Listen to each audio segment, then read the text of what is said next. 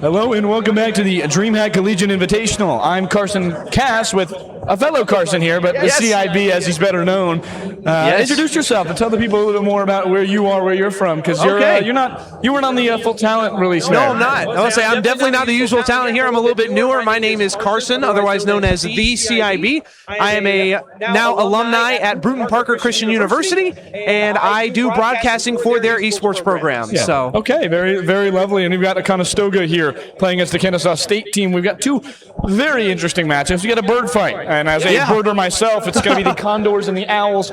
We've got a great matchup here, so we're going to jump into it very, very quickly. But obviously, one thing to note, this Kennesaw State team, one of the top-ranked teams in the country, Conestoga, a Canadian team that doesn't really get involved with a lot of these other teams. It's going to be very interesting. We saw them play a little bit earlier today. They're on the lower end of their group. Kennesaw State a bit on the higher end, but we'll get right into it here as Dylan going to push into that offensive end immediately into that other sector, back off the top. Another chance, but it won't go forward. It'll go off the top. He'll try and double it to his teammate, and it'll go back into the corner. Excuse me. That's all right. Look, Kennesaw is playing. Oh, my goodness, and Conestoga coming in very, very early on, not even 20 seconds into the game, right at 20 seconds even. We weren't even expecting it. It was a rocket long shot that I thought was just going to not go in. It appeared wide, but curved perfectly on that right side. Fantastic spin on that one, and it's 1-0 for the Condors. As we jump right into it here, they start very quickly, get advantage of a Kennesaw State team that did not refresh themselves at all. Back again, another one-timer for the Chunky Monkey, but he can't find another score there. He kind of limits his teammate's shot, but he gives back up to the top to Seibel. Very good start for this Conestoga team, who maybe he's a little bit of the underdogs here, without a doubt, the underdogs here. Oh, that's for sure. I would say Kennesaw is coming in fresh. They haven't played a single game yet today. Conestoga coming in off of a loss, a 3-0 or an 0-3 sweep in their series, and that's not going to be very good for their mental at all. But you know, they're still a top-performing team. But going up against Kennesaw, they are actually playing with us up today. Dylan is not on their normal roster, but Conestoga able to come out on top once again. Barely even a minute has passed in this match. You mentioned Dylan, not a typical starter, missing entirely on that retake of basically into that corner. Doesn't come and reinforce at all. That's his third chance. You see his teammate come in and try and save it. You've got to rotate one at a time and go each teammate one time, but didn't come back around, didn't have the boost.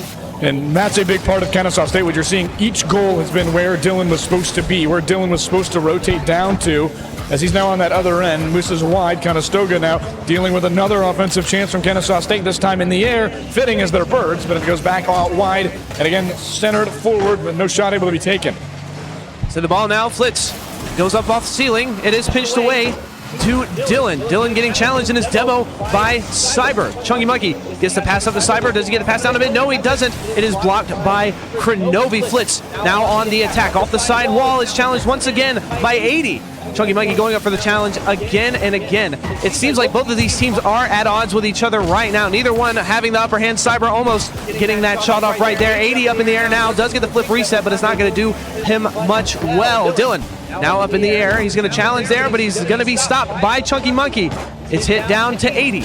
Offside wall, doing a little bit of bumping there in the corner. It's pinched down. Cyber going for the shot, and there you go. Conestoga now up 3 goals to Kennesaw 0. Kennesaw not looking very good so far. Talk about an unexpected result to start here. This is a 3-0 immediately into this first game, and we're only 2 minutes in. This has been a very quick one so far. Conestoga, the Condors, have taken very good advantage of this rough brief defense, really, from this Kennesaw State team that hasn't picked themselves up, hasn't done a very good job reinforcing anything on that other end. And I apologize if my voice seems a little raspy. I lost it. It's not the mic quality, I swear, to our viewers at home who are definitely wondering what's going on there. But 80 back on that other side. It's a 50 that ends up going the other way towards the Kennesaw State player. Owls go top down, trying to find a second touch. Can't get it. Cyber in the corner, touched by Dylan, who kind of loses at 50. That never touched him. Very interesting as they both kind of miss it. Back in that corner again, as Kronovi into that offensive end with the other team of Dylan, who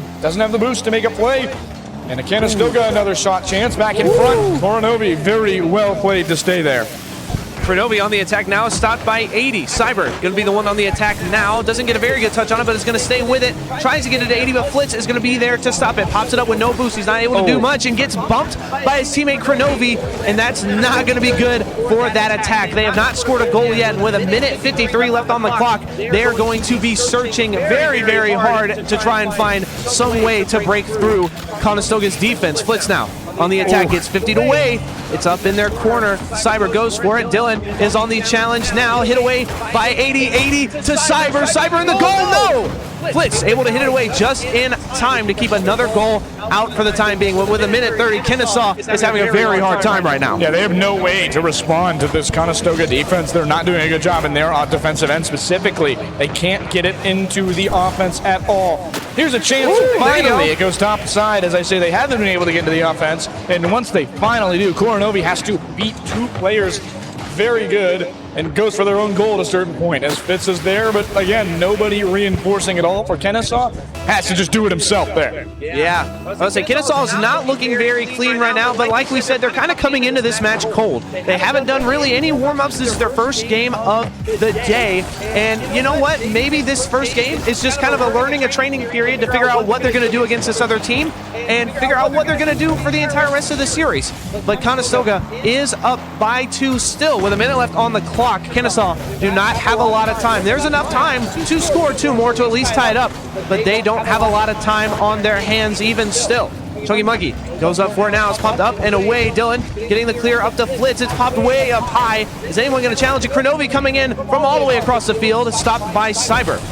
The ball's just kind of floating there. Chunky Monkey going to be the one to attack first. Popped up and away. Flitz passes down to Dylan. Wow. Dylan to the Flitz again and almost in the goal. Cyber being able to hit it away just in time. 30 seconds left on the clock. And I'm very confident this is going to Conestoga. Yeah, I mean, you can pretty much say that nail has been hammered into that coffin already, but obviously still time. You don't want to say it too early. We've seen late comebacks, especially in CCC. Right. Kennesaw State, they played only a few matches, unfortunately, due to getting eliminated day 1 out of Rocket League, but we saw them come back in just moments of a second. That's a big demo, but a save by Cyber keeps that one out and basically ends this game. It will end the game as Conestoga will let it hit the ground, and a very good feeling. They start off 1-0. Not what you were expecting at all.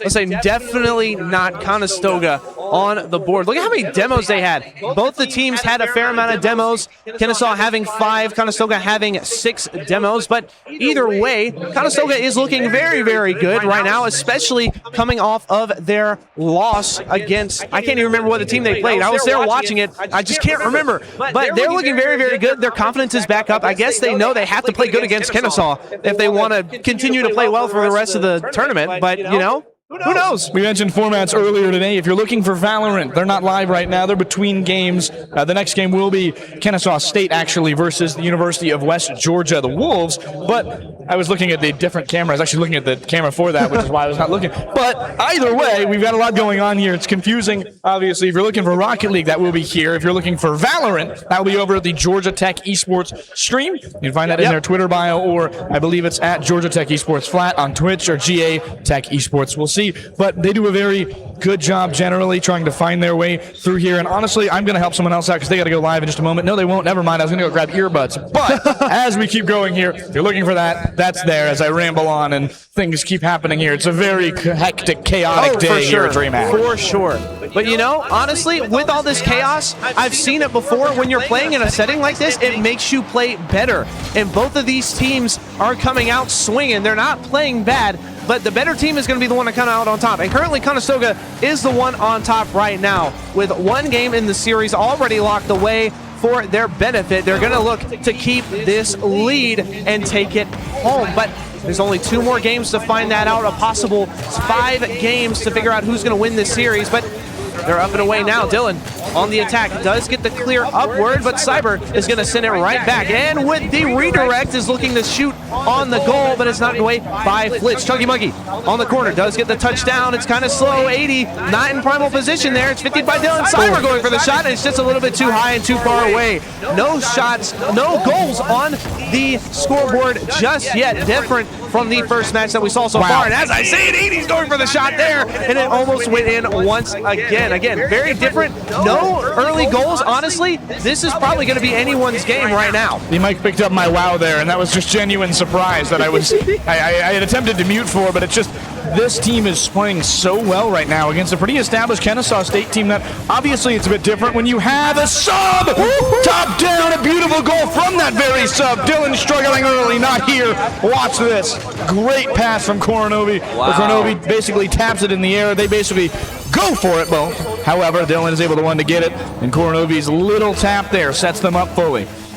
Say that's what you want to see from the side of Kennesaw, especially when you have a name like Coronovi on your side. That is exactly what you want to see, and hopefully they figured out their chemistry. Hopefully they figured out their team play, but Conestoga coming in to respond just as quickly. The Chunky Monkey able to get it from that pass off Cyber. What a tap, and all three of Kennesaw's just right outside of the goal line, not able to make that save whatsoever. Oh my goodness, that is a very well played deke in that middle section. He makes a player miss, and Conestoga suddenly has so much open room that it becomes a one-timer. They have to 50 it out.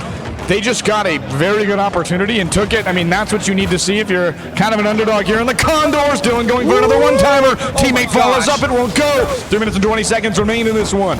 1-1 the score after the equalizer from the Condors. The Owls, though, looking to try and keep this air attack alive. Nobody's been able to really get it going.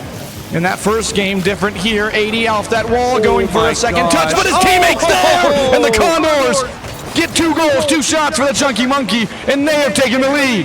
What a devious goal. 80 with the flip reset, going for the bump on Dylan, and Chunky Monkey able to clean it up instead. Conestoga back on top here with 2 goals. Only a 1-goal deficit for Kennesaw. Definitely a lot of time on the board left to make a comeback here, or at least tie it up. But honestly, both of these teams are pretty even right now. They just got to get themselves back together. Kennesaw do. Dylan looking for a second goal on their second shot, but it won't go. Into that corner, pressure still on for the Owls, but the Condors have the lead. Need to find a way to get back here, like you mentioned. Need to do a better job in the defensive end for Kennesaw State, giving up way too many great chances.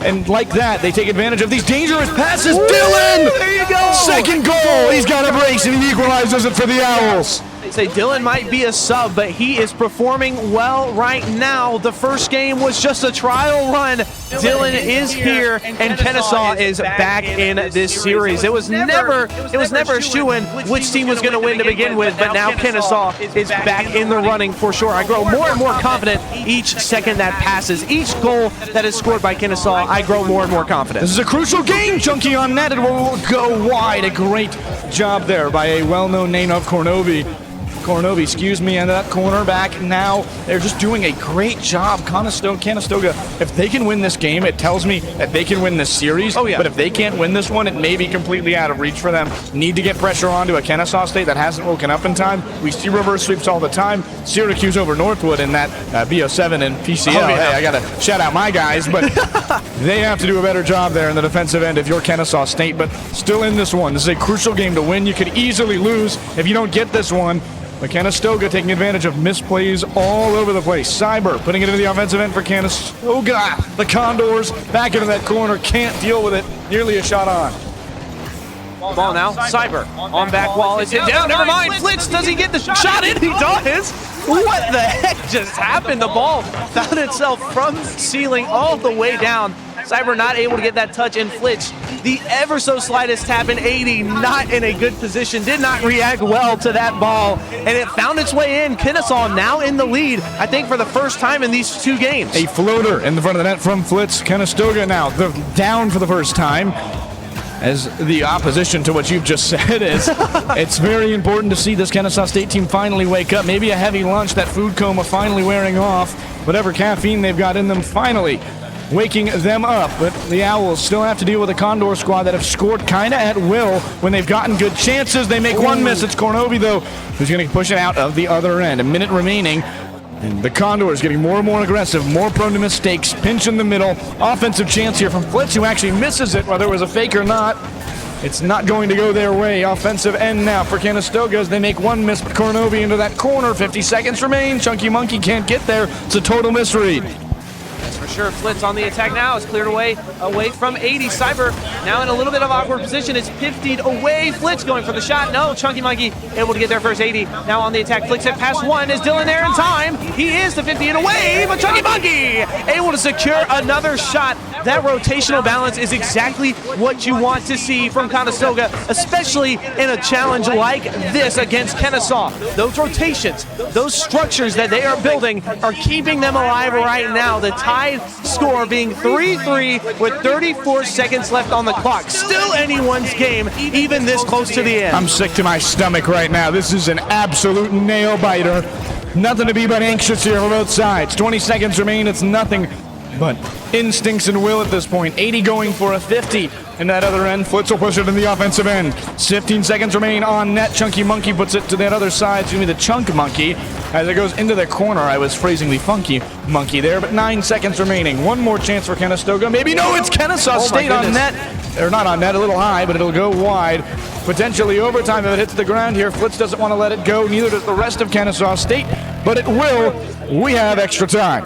I don't blame them for trying to keep it up for a little bit longer. Both of these teams. Oh my goodness! Oh my gosh! There is so much happening right now. There's so many shots coming out so early. Chunk Monkey gets the pass out past Kronovi, but no, Cyber is not on target. It's utter chaos here so far in overtime. 80 does get the flick. Chunk Monkey, does he go for the shot? He does, but Flitz able to hit it away just in time. Kronovi now on the, he's looking a little bit awkward. I'm not sure what that jump was originally for, but he was able to maintain possession. Cyber able to clear it away now. Dylan, it's over Dylan. Cyber going for the shot now. 80 looking for the bump, and he doesn't get it, and the goal is saved. Kronovi on the attack now. He's still going, searching for that goal, but it's just not happening. 45 seconds here already into overtime, and both of these teams are still going at it. It is just shots galore. Top you can't read what's happening, and Cyber going for the shot, and there you go. The game-winning goal coming out from 80. My goodness, Conestoga coming out blazing, and so does Kennesaw, but Conestoga able to find their way through first. I mean, it was shot after shot after shot. No breathers whatsoever in this overtime. One that you just have to look back on if you're Kennesaw State and realize we need to wake up earlier. And yeah, I mean, that's one where you're not feeling good. And the one thing I'm going to note, Chunk Monkey again, another hat trick there, but so many shots from Conestoga. A total of between all their three players, it's a grand total of fully 13 as opposed to only 5 for Kennesaw State. I mean, that's crazy. Say, Conestoga able to get a lot of shots on goal, but Kennesaw, they don't have a lot of shots on goal. Let's say if you just look at the statistics, Kennesaw did not have a lot of shots on goal, and I think that's the game breaker, is who has the most shots, who's attacking more, and Conestoga just had more shots. They were able to berate more, they were able to apply more pressure, and they were able to get in and get out as quickly as possible. Sure, it took almost a full minute of overtime to get there, but they took shot after shot after shot, and finally that pressure broke that wall on the side of Kennesaw, and they were able to come out on top. I'm sick to my stomach if I'm an Owls fan, because what a play from the Condors. It's complete chaos in front of the net, and I didn't mean to interrupt you there, but you were fully on a different point, and I was like, that's going in. There's nobody there. They all thought it was out fully, and it was rotated. Then suddenly the ball's going the wrong direction. Nobody's looking back that way, and we're talking about a complete roller. It was going maybe 10 miles an hour when it hit the goal. No kidding. Sickening immediately on that as they go back to that other side. Dylan, followed up by his teammate, and the Owls are not going away without a fight. They want this momentum. They want to win this game to at least stay in a little while longer. I don't know how much momentum this will give Kennesaw if they come out on top, but honestly, it would be the fire that starts a grand blaze for them to make a reverse sweep in general. But Conestoga still on top, still one game away from taking this best of 5. Let's just hope, for their sake, they're able to stay on top. 4 minutes and 40 seconds, a very early goal, obviously, from the Owls as they push into the offensive end. Corona will be back into that corner and into that lower sector as trying to find a way to get through, and immediately just put away by Kennesaw State. It feels very different here when they're on that offensive end right now. Conestoga feels confident that they can win this game, confident that they can respond. It wasn't a blowout where Kennesaw State didn't show up. They won 4-3 in overtime. That is proof in the pudding, my friend. Oh, for sure. Ball now 80 going for the shot. Is he looking for the second touch? No, he's looking for the bump. And Chunk Monkey looking for the shot. He doesn't get it. 80 once again pops it up to back wall. Cyber looking for the shot instead. Instead, he gets a demo of the ball, making it slow. Wow, that is not what you want. That ball slowly but surely made its way over to Conestoga's goal, and Kennesaw are now up 2-0 with 4 minutes left on the clock. No one back? That's just unfortunate. Kronovi didn't really touch that ball, but I think the assist is worthy there. What a read that it was going to be a double tap when it didn't have to be. Kronovi had no boost, and he could have beat him by going left or right, but he waited because he knew that if it went left or right, he wasn't going to win anyway, and the only way he was going to make a save is if it was a double tap chance. And they go for it. Conestoga doesn't read it correctly or decides that they don't have the mobility or momentum or positioning to put it left or right. So they go down 2-0 off of what was a fantastic defensive stand where the Condors put all their resources in and just could not make it home. No, they could not, but now Dylan on the attack. No, Chunk Monkey able to keep it in his possession for a little while longer. It's bumped away. 80 looking for the bumps on the back line. Cyber gets it away, but Flitz is on the attack now. Passes it back to Chunk Monkey. Popped up, he's flying. Dylan's looking for the bump. He does get it, but it doesn't stop him. Kronovi on the back wall, however, does stop him. Uses all of his boost to try and get it away. Oh, it's in prime position to shoot, but Chunk Monkey not able to get an accurate shot on. Flitz now in the air with no boost is going to try and carry it as far as he can, and he does. 80 clearing it right back at the Kennesaw goal, and it's just back and forth so far here. Conestoga, they're looking for shots, they're looking for opportunities, but honestly, Kennesaw are probably looking the best that they have looked this entire series, and their defense for right now is on lockdown. Yeah, and the big thing you're seeing is obviously the offensive chances generated out of good defense. Chunk Monkey has to beat one, doesn't have the boost against Kronovi, who is such a good player in every facet of the game. We've seen them all CRL, all of the other sectors. They have done a great job. Chunk Monkey going for a second one-timer into that other end. 80 trying to block it, but there's another owl there, high-flying. They get through. Goodness gracious, I mean, watch this play here from this other side. Just a great bump, great tap. No, they didn't miss it at all, excuse me. Flitz got the bump off right off screen. 2 minutes and 30 seconds, and 3-0. Kennesaw State doing pretty much what Conestoga did that first game. Yeah, no kidding. I would say Kennesaw has completely flipped the script so far. The ball in prime position. Dylan looking for the shot, and he just completely flies over the ball. Unfortunate for him, but yeah, Cyber on the attack. Flitz able to pop it away. Chunk Monkey, is he on the back wall? No. Kronovi is able to stop it, though. He's going to try and get it down to his teammate Flitz, tries to go for it, and, you know, there's just a lot of back and forth so far. Yeah, and the one thing that we don't talk about, obviously, we're in a little bit of a blowout here, so I want to make a mention of it as we'll jump a little bit away from play-by-play, but you see often we use a lot of terms like hockey and hockey terms and maybe some baseball terms here in terms of a home run, in terms of how well doing things are, obviously soccer terms, but you don't see the type of offense that Conestoga is running a lot because it's very volleyball-centric. It's the set and spike. You'll see two go together with one in the back going for a rebound where one will throw it to the other player. They know it's coming. The other player's already in the air, and they'll try and basically spike it, go top down off of a pass from the ground very close in front. It is a very interesting strategy. Kennesaw State has replied to it very well, but a lot of these shots have just gone wide for Conestoga on their own doing. It's not fully in Kennesaw State's defense. They've gotten very lucky here that it's not 3-2, 3-1, but more luck coming there for Conestoga as they are not down 4-0 after it was a very close shot. They might try to get it back down to a 2-goal lead for Kennesaw, but it's just not going to happen. They are not finding any opportunities right now. Kronovi in the air, he's dangerous. He's looking for that bump, but 80 able to avoid it just for a little while longer. Chunk Monkey does get the clear away. Flitz now on the attack. No boost. He's going to try and stay on that ball just to give a little bit of pressure. No, Dylan going to be the one to 50 it away from 80. Chunk Monkey waiting for his time to attack, waiting for the perfect moment. He gets it past one. He doesn't get it past two. Kronovi still keeping it on the side of Conestoga. Let's say the attacks right now coming out from Kennesaw to keep it in their playing field or keep it in their wheelhouse is looking pretty good right now. They haven't let up very much so far in this match. Kronovi's so good defensively right now, and just what they needed, and that'll be 4-0 as Dylan walks it in. Handed off by Kronovi. Looked like I was watching the Eagles there. Saquon Barkley running it down the other end, but you know who beat the Eagles last year? The Chicago Bears. Anyway, as we get more off topic, we'll jump back on. Owls lead 4-0 over the Condors, if you're just tuning in, it's a best of 3, but the Owls down 2-0 after Conestoga 3-0'd them in the first and got them better of them in 4-3 in overtime the previous matchup. And I know for a lot of you who are watching on DJ TJ's RL side, this is very interesting. Conestoga, not a team that gets a lot of attention on the national stage in the United States, as they are Canadians, A, but B, because they don't make a lot of upsets. They haven't made an upset like this in a very long time, and they'll go down here. Obviously, ends the timer expires 2-1. They'll still stay up, but that Kennesaw State team on the ropes. They fight back, get a blowout here in Game 3, and a good feeling. As now, if you are the coach of Conestoga, how do you reply to the Goliath's finally woken? You know what? I don't even know. I think the name of the game right now also is speed.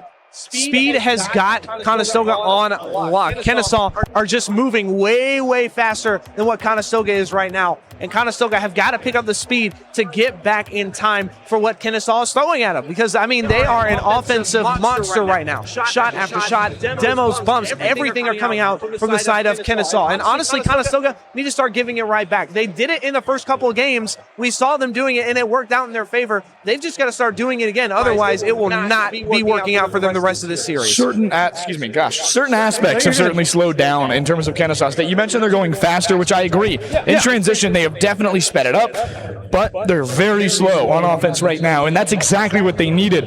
Dylan was kind of getting forced into mistakes because maybe the speed of play just wasn't there for them. Maybe it was just getting a little off-centered because you're a sub on a very good team. You want to perform.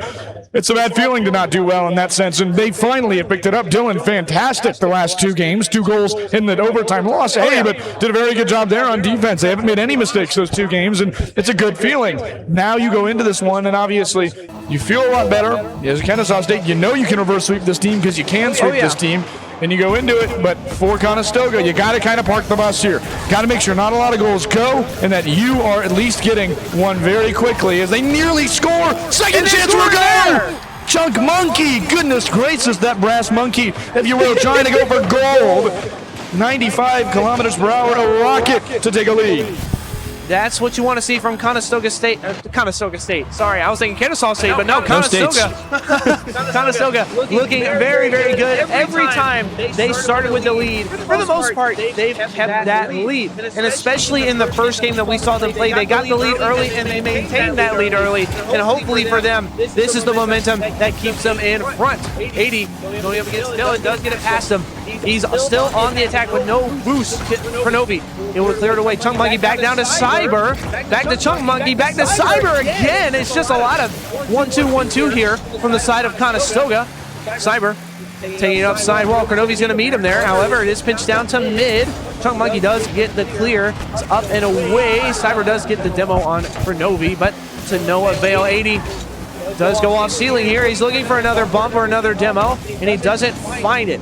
We've just passed the 1 minute mark, and Conestoga still looking pretty good, but honestly, Kennesaw are looking more and more aggressive. They're looking for all of these attempts. Their defense is really well, too, and there you go. There's the shot from Dylan, able to tie it up here right now. Kennesaw finding their way back to tying the game up once again. A good pass from Kenobi on from the back wall, and Dylan able to slot it right in under the side of Conestoga, and now it is 1-1. Owls do a very good job there of finding a transition, a goal there. Big thing is, though, they have to be smart about these plays, middle. Goodness, nearly a lead for Kennesaw. They back into that corner again, and more offense now for Conestoga, trying to take advantage of a late peek.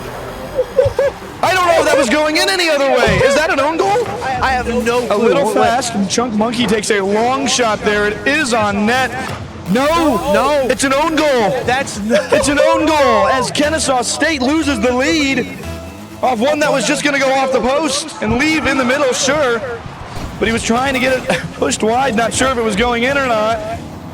Yeah, goodness, golly. That's going to hurt a little bit for sure if you're on the side of Kennesaw. You had the tied lead, or no, you just had it tied up. It was still even. You had the momentum to carry it to another goal to be in the lead, and now it just doesn't look very good. The own goal now setting them back 1 goal. Still a lot of time on the clock to be able to make it come back in their favor, but they're going to have to do it fast because Conestoga still looking pretty well on the attack here and a little bit good on the offense, but Very little defense on the back end, and that's gonna, what a save from 80, but it's not gonna stop it. Flitz able to get another shot once again, tying it up 2-2 with 3 minutes left on the clock. Another goal in transition for Kennesaw State, and that's what you're looking for. You see a lot of basketball teams lose off of that, and you see a lot of Rocket League teams lose off of that. That middle part of the game where you are going from offense to defense, the inability to rotate over, not leaving a player in the right spot can really screw you up, and that's what's been happening here for Conestoga. Both of those goals coming off of offensive chances that they missed wide or they invested too much into, but now really slowing it down. They'll get it demoed immediately, and Flitz has another offensive chance, leaves it in the air for a teammate. Chunk Monkey, though, will pass it off into that corner. It'll be a center. 80 for a long shot. Wide, though, by Kronovi as it goes back into that corner. Kronovi makes one miss, but 80 puts it wide again. Fantastic job from Conestoga, keeping that Stoga save there and keeping that game alive for them. 2 minutes, 20 seconds, 2-2 tie on net. Kronovi, name brand, 3-2. Yeah. The defense for Conestoga was just not there. Everyone was up, and the rotations did not happen in time. Chunk Monkey almost getting there in time, but unfortunately it was not quick enough. Kennesaw now once again find themselves in the lead with just a little under half the match to go. 80 going off ceiling. Is he looking for a ground pinch? He is, but Dylan's able to stop it. It's in his favor, but not a second touch. Chunk Monkey able to hit it away just in time. Kronovi looking for it, but Chunk Monkey once again, being the main aggressor for Conestoga, is able to keep it at bay for a little while longer. Dylan on the attack now, 50 away from 80. Kronovi on the attack once again. 80 looking to keep it at bay once again, and it's just a lot of back and forth, and the net's open. Is 80 going to be able to get back in time? And it is! Oh my goodness! Able to get that shot up and away. It wasn't a power shot, wasn't a fast shot, but thankfully he was able to get there in time. Flitz really could have put one on goal and basically won it there. Decides to go more for a play make here, and it won't go. Kronovi had no boost in that middle sector. A minute and 30 remain. They dump it into the offensive end. Flitz will try and keep it away from Monkey, but he won't. The Chunk Monkey trying to get a chunk play out of this one, but it won't get there in time. Dangerous in front. Cyber puts it wide. Helped by 80. Resources for Conestoga, but they get it pushed wide. Chunk Monkey pushes it past Dylan. Offensive chance. 50 in the middle. Flitz goes up top. Going forward again is anyone on that Conestoga side. They keep it in offense, but Dylan's able to carry it back out now with boost. Not net by Chunk Monkey, and Dylan goes top down nearly. Cyber saves it. Another save. Goodness, it's the digital age. Cyber saving everything. Back in the offensive end there for Kennesaw State. A pinch goes forward. Kronovi leading it, as it's been dangerous everywhere for the Condors, but the Owls now on the back foot. It's an interesting chance here. Cyber will have the ability to throw it to a teammate, but Dylan now picking up. Had those big mistakes in the first two games, picking up on everything that this Conestoga squad has been doing now, getting in those passing lanes, playing defense properly with 30 seconds to go. Say Dylan has definitely cleaned it up here, but Flitz on the attack now. Chunk Monkey able to get it away. Dylan back out to mid. It's going to be Kronovi to go for the shot, and Cyber being the savior for Conestoga still there to get those balls away. And the ball shot, is he able to get there in time? He is! Chunk Monkey able to clear it away just in the nick of time. 15 seconds now. Flitz able to keep it in there for a little while longer. Honestly, just trying to run out the clock. They are in the lead by 1 goal, and if they're able to keep that lead and not get tied up here, the second shot coming out from no one took advantage of it, and as the time ticks down, Kronovi with one last push. It's in the air still. Regulation now out. Still anyone's game if they're able to keep it in the air, but Kennesaw takes it. Game 4, heading into game 5. I don't think this is the series that any one of us may have expected. Because genuinely, I thought Conestoga, especially from those first couple games, were taking it. But Kennesaw have finally woken up. They've finally gotten in their groove, and their chemistry is on top. Their passing plays are on top. Their scoring, their offense, their defense have all finally gotten back to where we've known it to be, and now they're in primal position to take the reverse sweep. After a Game 2 overtime win, we said that proof was in the pudding for Conestoga College to win this game. After Game 4 and a loss by 1, again, I think that is also proof. Take a look at those shots. They took so many less shots as a team than half of less shots as a team than half of Kronovi's score in terms of shots. They need to do a good job finding a way to get offense and being efficient. They were very efficient. A few moments, obviously, that they had there, that they could have tied that game and won that game. A few more shots, a few more saves. I mean, they had over 15 saves as a team. And it's our first game 5 of the entire tournament here as we enter this the witching hours, the last 3 hours of today. Yeah, no kidding. It's just been a crazy matchup just this entire time. I mean, and I think I said this before, Conestoga didn't have a lot of shots that match, and guess what? They didn't have a lot of shots and they ended up losing, but Kennesaw had a lot more shots. Flitz now on the attack, looking to get those shots out early to make sure Kennesaw stays on top. The shots are going to be the game maker, because if you build that pressure up, it's finally going to break. Dylan looking for another shot as well, and that's already about 5, and it's going to sneak its way in. Kennesaw Kronovi able to sneak it in just in time. All 3 of those Conestoga defenders, well, that wasn't all 3, but they were definitely all trying their best to get it out in time, and they just weren't able to do it. Just ran out of resources, and Kronovi's there in a well-replied time off that face-off. Those early chances very hard to defend when you are doing it the wrong way, and everything was played right by Conestoga there, but they just didn't have any more. It was all out of the tank at a certain point. Every player was 0 boost. You kind of are at will of where everybody is. The positioning as Dylan into the offensive end again. They kind of get patient again. Dylan pushing it away, gets 50, loses it. As Kronovi going to retake it from his teammate there. Flitz off the wall. Kronovi going for a double tap. Doesn't have the boost to reply as Conestoga gets an offensive shot here. Dylan plays it interestingly. Doesn't go for a full shot. Tries and leave it over to a teammate. Flitz puts it into the offensive end though. 80 with a good 50. That will buy them some time and buy them some boost. More importantly, back in front, trying to get that set and spike, but Cyber doesn't have the boost to get there. The shot coming out from Chung Monkey, and there you go, Conestoga able to put up another goal to tie it up. I mean, we keep seeing it just about every single match. It is back and forth and back and forth, but Chunk Monkey able to slot that goal right in the top left of Kennesaw's goal, tying it up once again. Still in this race. Another loft set. We talked about it. That's what they love to do. They finally get their shot off. Very efficient. 4 shots to 2. Kennesaw has 4. Conestoga has 2. The more efficient that Conestoga can be, if they can keep that level high and get a little more shots on, they will find a way to win this one without a doubt. But it depends on how much Kennesaw State will put pressure on. This one goes wide. Doesn't even count as a shot. Wasn't going to go either way. 3 minutes and 30 seconds remaining in our first game 5 of the entire tournament on the Rocket League side. Looking like a nail-biter. That's for sure. The ball still just sitting in no man's land right on the mid-line. Finally hit away 80. Trying to clear it up. Is he still going to stay on the attack? He is, but with no boost, that shot is not going to go anywhere. Kronovi, especially if he's going to block it away. Chung Monkey on the attack now. Does he get the 50? He does. It's kind of in his favor to his teammate 80. In the corner now. It's kind of a little bit of a struggle there. Flitz able to find its way out. Cyber on side wall. He's going to carry it for a little while, but he's a little bit floppy there. Kronovi getting the weirdest goals today. I tell you what. So, just a misplay sort of here. Cyber is trying to leave it for Chunk Monkey, and there's just nobody back there. And they thought they had an easy play set up.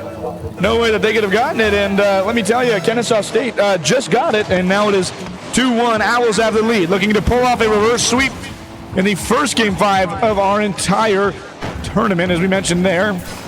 Back in that other sector, they play low. 80 going for another reply shot, but it won't go. Conestoga remains behind with 2 minutes and 40 seconds to go. Dylan now trying to keep it out of that end, but Flitz has to deal with a 50. That doesn't go his way. 80 into the offensive end now, trying at least as Dylan stuffs him up top. Has been fantastic in the transition game after some defensive mistakes. 2 minutes and 20 seconds remain. Cyber, corner. 50s, Dylan gets it, and he's going to run with it. Has a bit of a convoy as he runs into that corner. 2 minutes and 18 seconds. 50 goes the way of Kennesaw, and they get back into the offensive zone there. They can just kind of slowly reply and keep going. Flitz can just keep putting it on net. Nearly a double tap. Didn't think he had it in him, but they didn't reply. So Conestoga still have a lot of time on their hands to try and score at least one more goal to keep them alive a little bit longer. But Kennesaw looking to keep that lead. Kronovi up to Flitz, but Flitz is bumped away by 80. The ball now back in Kronovi's hands is going to clear it up, but 80 still on back wall waiting for that to happen. Gets past 1, doesn't get it past 2. Dylan still on the attack, but Cyber able to shut it down just as fast. 80 looking to challenge Kronovi there with no boost. It's not going to happen. Does get the tap down and away. Flitz pops it up. He's carrying it, and it's just not going to happen. They're trying to keep it off their side, and it's just a lot of back and forth so far. Neither one of these teams, especially Conestoga, are looking very promising to score at least one more goal this match. The defense is on fleek right now. That's a very outdated term, but both of these teams looking very good. Dylan looking to carry it all the way, and it's just not going to happen with a minute 15, 10 seconds left on the clock. Looks like Kennesaw is going to take another one for the road so far if Conestoga is not able to score 2 more goals. Well, let me just say, I feel like I can hear a faint hammering as the coffin is almost fully closed. Kennesaw State fully dominant after game 2. Saw a very dominant game 3, a very close game 4. This one isn't over, but they have to reply, and they have to reply now. A minute remaining, Yes. A 2-goal deficit. The Condors.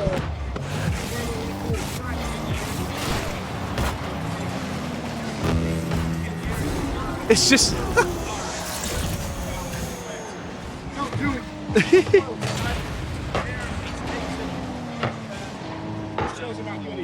I'll say it's a massacre right now if you're on the side of Conestoga.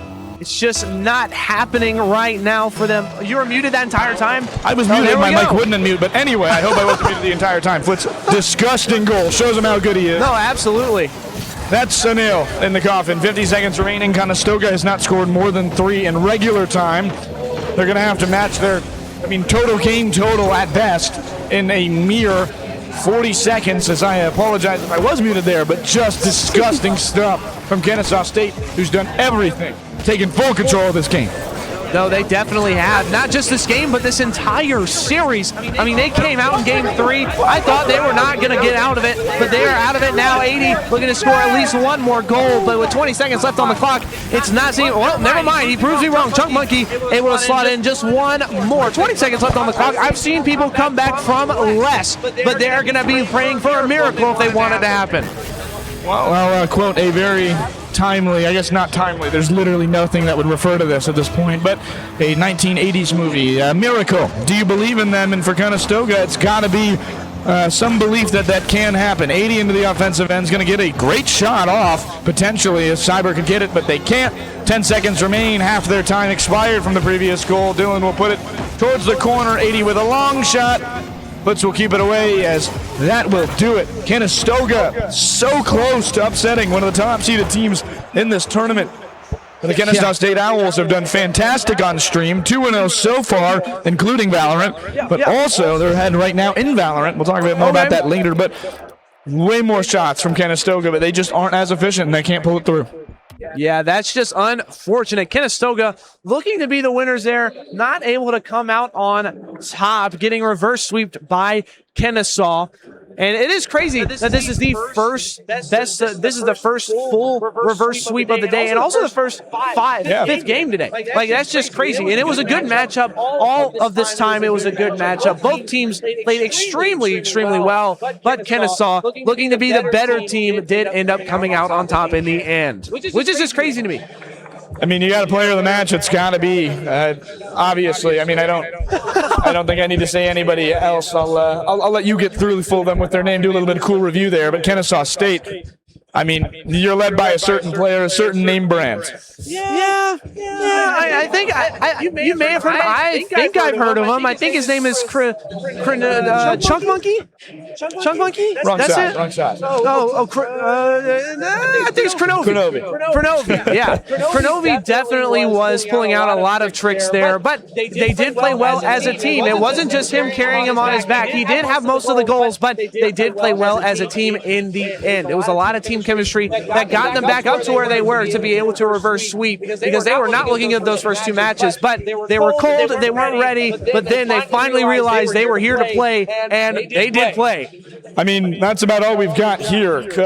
Wasn't quite Greg Jennings, didn't put the team on his back just fully, but a very good job by Kennesaw State. Reverse sweep 3-2. They go to the top of the group as their first team to win in this full day today as we get into that other Group B sector. We've got more Rocket League coming up after this, but if you're interested in Valorant, Georgia Tech Stream has currently Kennesaw State leading 8-5 against the University of West Georgia Wolves. Go check that out. It's a best of 1 over there, and that's about all we've you got here, though. Thank you very much for watching, and stay tuned for more Valorant, or more Rocket League here. Excuse me.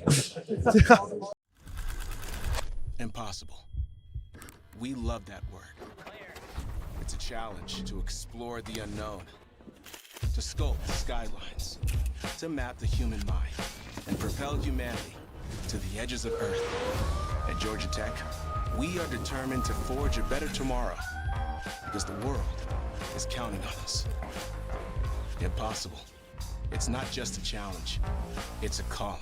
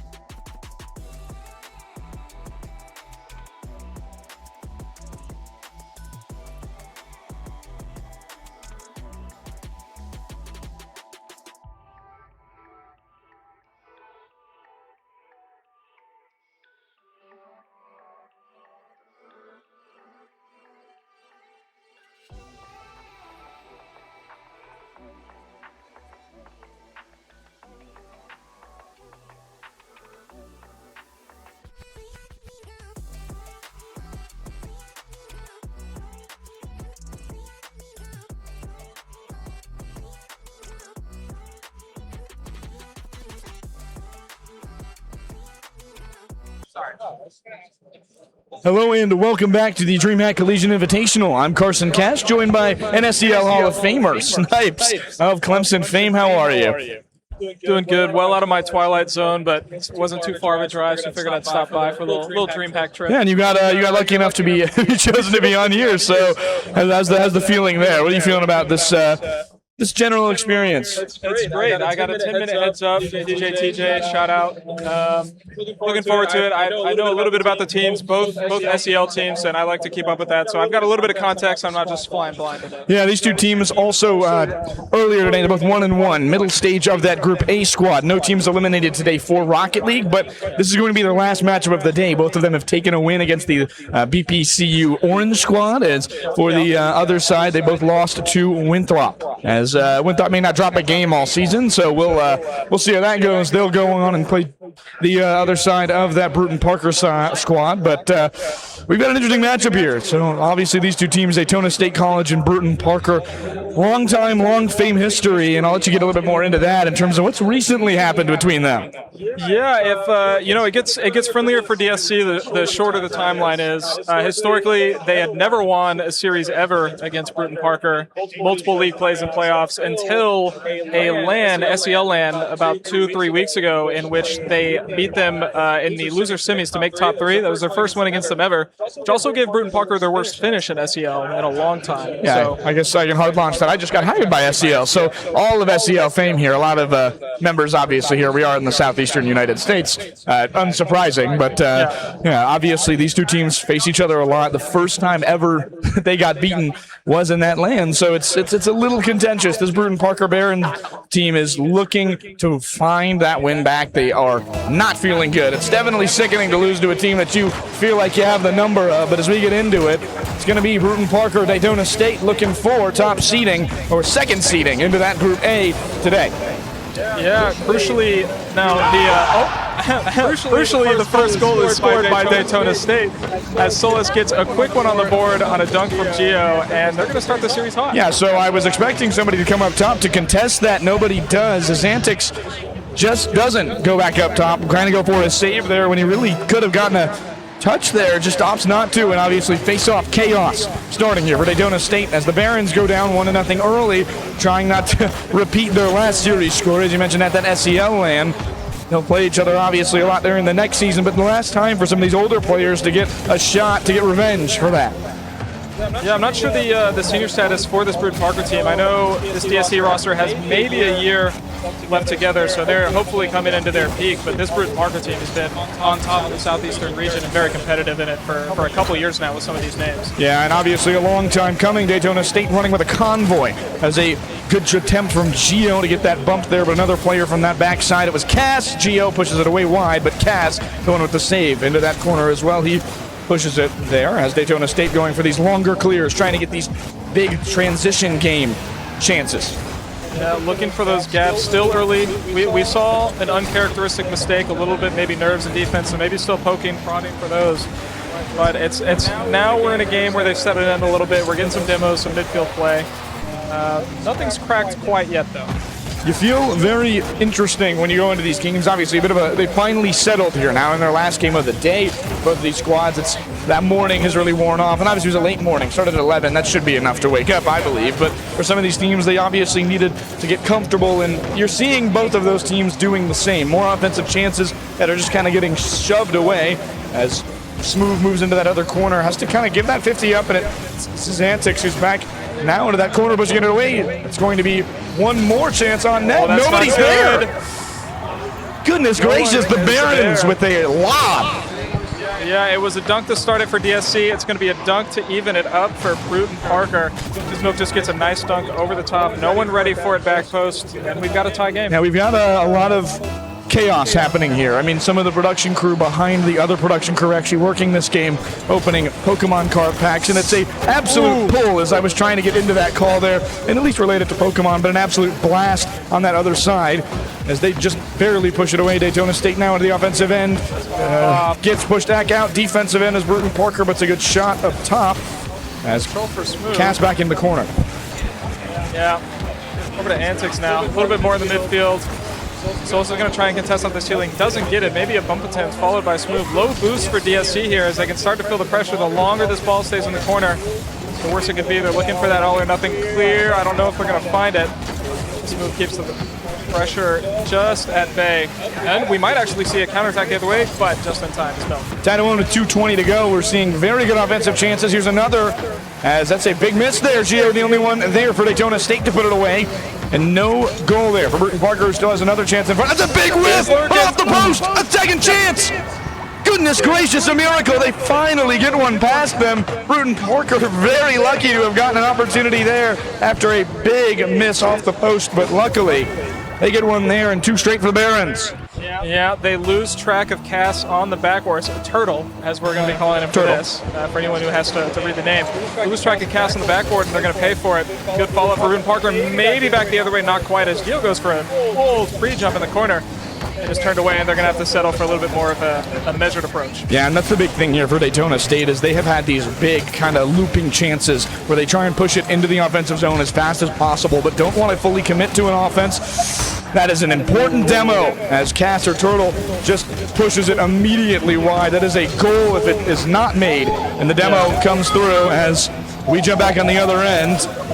Gio into that offensive end. We're looking for it. 1:30 remaining. Smooth into the corner.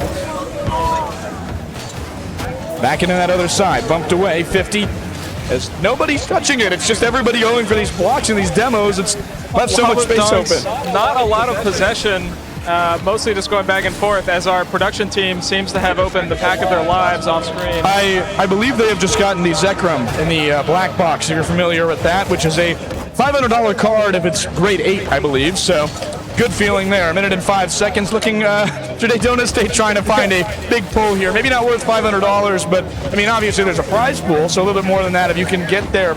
50 seconds remain, top down, it goes away!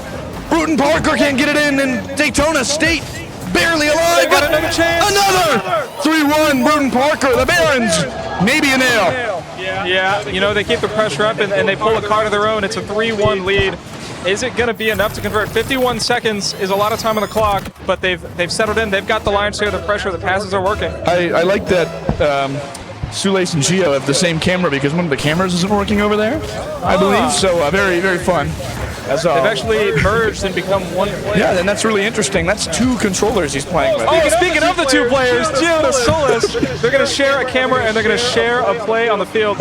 As Smooth beats one, Gio passes it off the backboard, and Solis is going to go ahead and finish that off. We get to watch Solis celebrate twice. I mean, is it even fair? I mean, come on. Like, that's one guy playing with 2 characters. He's locked in, but their fusion, of course, at least Daytona State down 1, 40 seconds. We've seen bigger comebacks in less time, so a lot of opportunities here. Sulis, we might see it immediately, and Solis is going to find it. 3-3 tie! We said it was a lot of time. We didn't know how quickly it would be capitalized on with 35 seconds left. They've already found the 2 equalizers. 2 quick strikes for Solis in the right back end. An absolute missile as we take a look at the replay there. It's a good feeling now, finally, for Daytona State, who have found 2 quick goals in a rapid 5-second succession. And now we have 2 teams that we were expecting to go fairly long, potentially looming on overtime. If Bruton Parker has something else to say about it, they nearly do. Feeling good about it, and generally 2 minutes, 20 seconds remaining. We were tied at 2 minutes, tied at now 40. It's gone both ways. Oh, free jumps the double. Solis is in a dangerous spot in the corner here. It looks like DSC is going to get the right of last shot, but it's pushed away by Bruton Parker. Gio makes a dangerous touch in the midfield, but gets a 50 out. He's going to be able to stay on it. Can he convert? He goes for a flick, scoop past one, and we're going to get overtime. Well played from Bruton Parker to know that chance needs to end right now, and they let it touch the ground. It's overtime. All these overtime goals typically come a little later or instantly with how hard it is to play off face-offs. Smooth, making a smooth play to at least delay a little longer, get his team back in a spot with resources, and Gio can push it out of the Daytona State end. Fellas from Florida trying to find a way here against the more home team. Bruton Parker isn't exactly close to Atlanta, but it certainly is closer than Daytona as a long shot goes wide with plenty of Barons there to wait, try and get a one-timer. They just drive into each other, though, and Gio can carry it up with 30 seconds into overtime. Double committed, it's dangerous. There's the bump! And there's the goal. Oh my gosh, 3-1 down. LeBron-esque as they come back. from the brink, 51 seconds left, and claim it in overtime thanks to Smooth's big bumper. Oregon Trail, I felt like I was watching an ox carrying the caravan there of the ball with that 2 players running for bumps in front. They get 2 bumps. They get everybody else out of there, and that's a fantastic 3-game comeback. You mentioned LeBron-esque. They do have to win the series still, though. And Bruton Parker proof in the pudding as they started 3-1. Yeah, I mean, listen, if you're Bruton Parker, it's a 3-1 lead you've given up inside a minute. Land jitters, you can chalk it up to that pretty easily. But those 3 goals were good. We got infield passes, we got some cuts, it was good offensive pressure where DSC, maybe they had the kickoff goals. They had a little bit more of the chaotic ones. Bruton Parker has a good measured approach, and I think long term there's no reason to panic. Yeah, and that's a big thing, obviously. You're trying to look at stability in terms of Bruton Parker. How realistic is it that you can beat this team? Absolutely. You go up 3-1, that's enough proof to me that you can really do this. The defense needs to get better, though. Daytona State had those long looming chances in the transition game, and makes me sick as a defender formerly, or as an offensive lineman. You like to see slow plays, and you like to do it for Bruton Parker, but they just let the deep ball come through them on almost every goal, where it was a long transition shot that came in off the wall, and nobody was there to reply. Bruton Parker committing too much to the offense. Yeah, AJ Brown deep ball. You played O-line? I did play O-line. I was a center. That's what we're talking about. Yeah, all roads lead to here. Where'd you play? At a high school that did horrible. That position. Oh, I played guard and center. Okay, very good. We got the interior O-line. Actually, that moves smooth hit as it's textbook. That's most of my career, actually. That's totally fair. For less success than that. Thankless job, but now you're in the spotlight. Now you're AJ Brown getting that deep ball. AJ Brown deep ball. AJ Brown deep ball, but runs up the middle is what actually won it for Daytona State, as they basically played a run game there. I love the caravan play. I always call it that. It feels like you're watching the Oregon Trail, as I said. Those kind of plays, that's fundamentals right there. They run right up the middle. Yeah, run it down your mouth. Just smash nose football. It's a lost art in our generation, but DSC is bringing it back. They're going to need to bring it back and then do a little bit more for 2 more games, because as we've discussed, Bruton Parker's far from. This isn't even. They're not even on a back foot. They've lost the game, but they should feel pretty comfortable. And we talked about, or we didn't talk about, but measuring these 2 teams against the other 2 teams they played. Obviously, both got beat by Winthrop. Happens. And then both beat Bruton Parker Academy, but both expected results. We really don't have anything to measure these teams except that first game, and from what we can tell, it's pretty close. Yeah, and I'll compare this Daytona State play style to a immediately smooth off the rocket. That goes wide, but I'll compare it to a football analogy here. As this goes wide, wait, no cast, nobody's there back. Bruton Parker starts the scoring early. A counterplay, but anyway, as I finally get to it, Daytona State, what you missed there is a very rough play from from Sulis, who just was not able to get that 50 off, didn't have enough boost, a moment too low. Yeah, we said there was no reason to panic.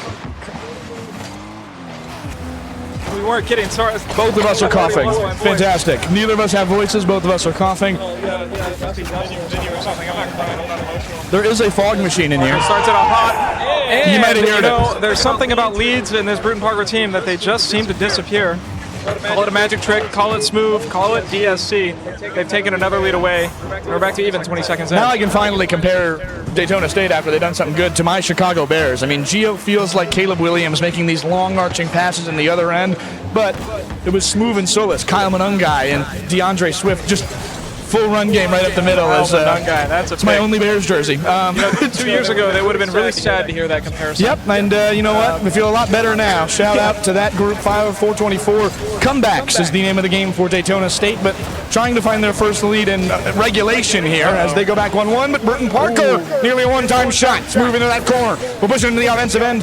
Or out? No, doesn't push it into the offensive end at all. Kind of misses there. Cast forward. Gets blocked again by Solis.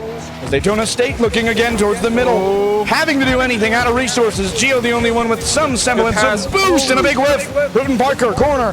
Now again, back into the offensive end. Daytona State finally clears it. Good dunk from Smooth. Gio's got a little time. He's got a little boost here. He's going to go for a pop to himself. Solis leaves it. Goes for the double, gets one. Who's going to get there first? It's Solis, but it's not on. Smooth commits.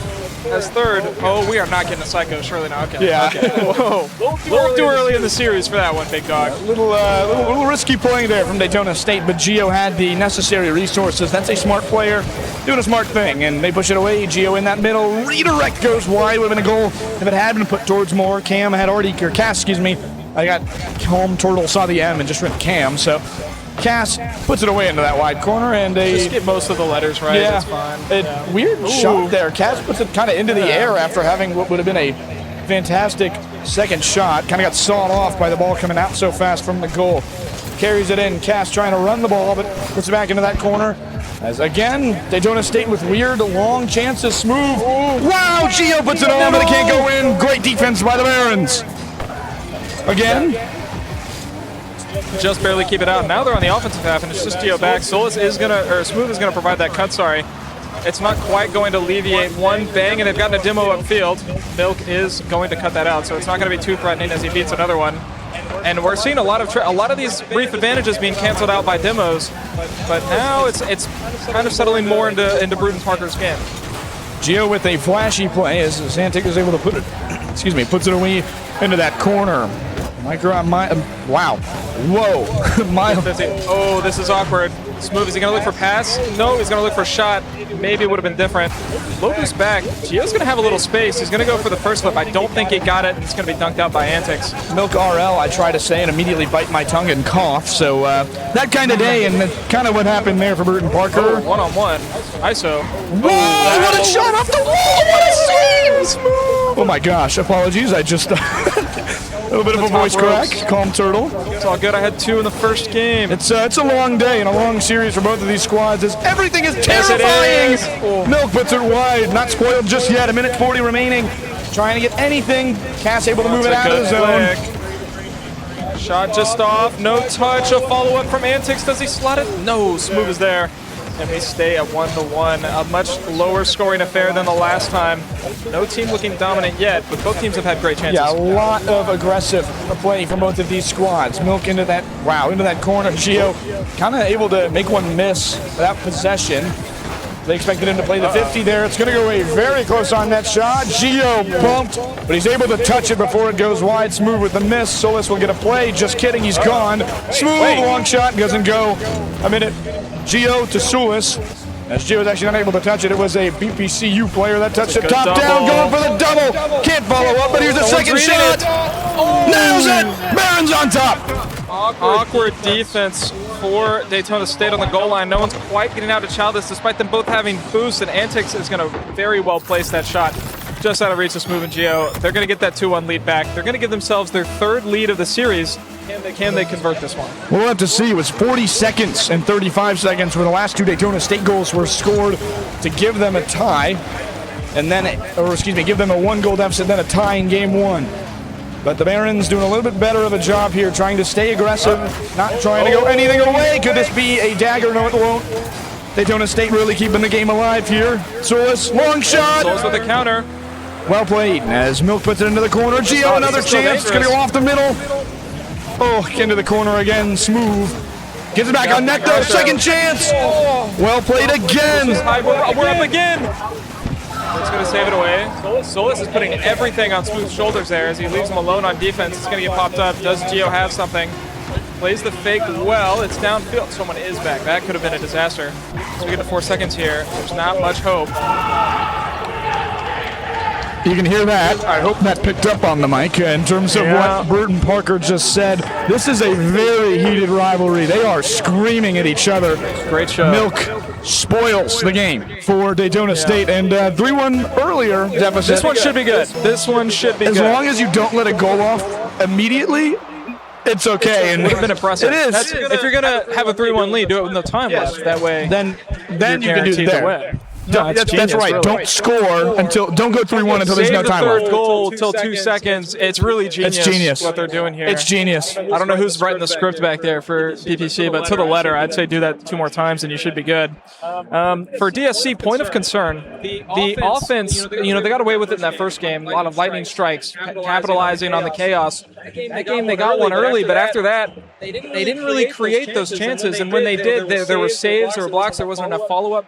quick enough. So maybe a little bit of an approach problem for DSC as their offense is kind of stagnating. Yeah, and what you're seeing a lot is, if you take a look at those shots, that's the important part there is DSC had way less shots. And while, yes, they are kind of going for these long, drawn-out opportunity, or not very drawn-out opportunity, excuse me, what's happening is that Bruton Parker is slowing it down a little bit. And, I mean, it's hard to tell because they're both playing at lightning speed. They are slowing it a little bit, where they are able to give it to each other and actually pass it, which was the big thing they weren't seeing, is a lot of it was reply shots to missed chances or poor redirects from that other side of DSC. Now, it feels like real conjoined offense, not playing on a reply, not playing on a mistake.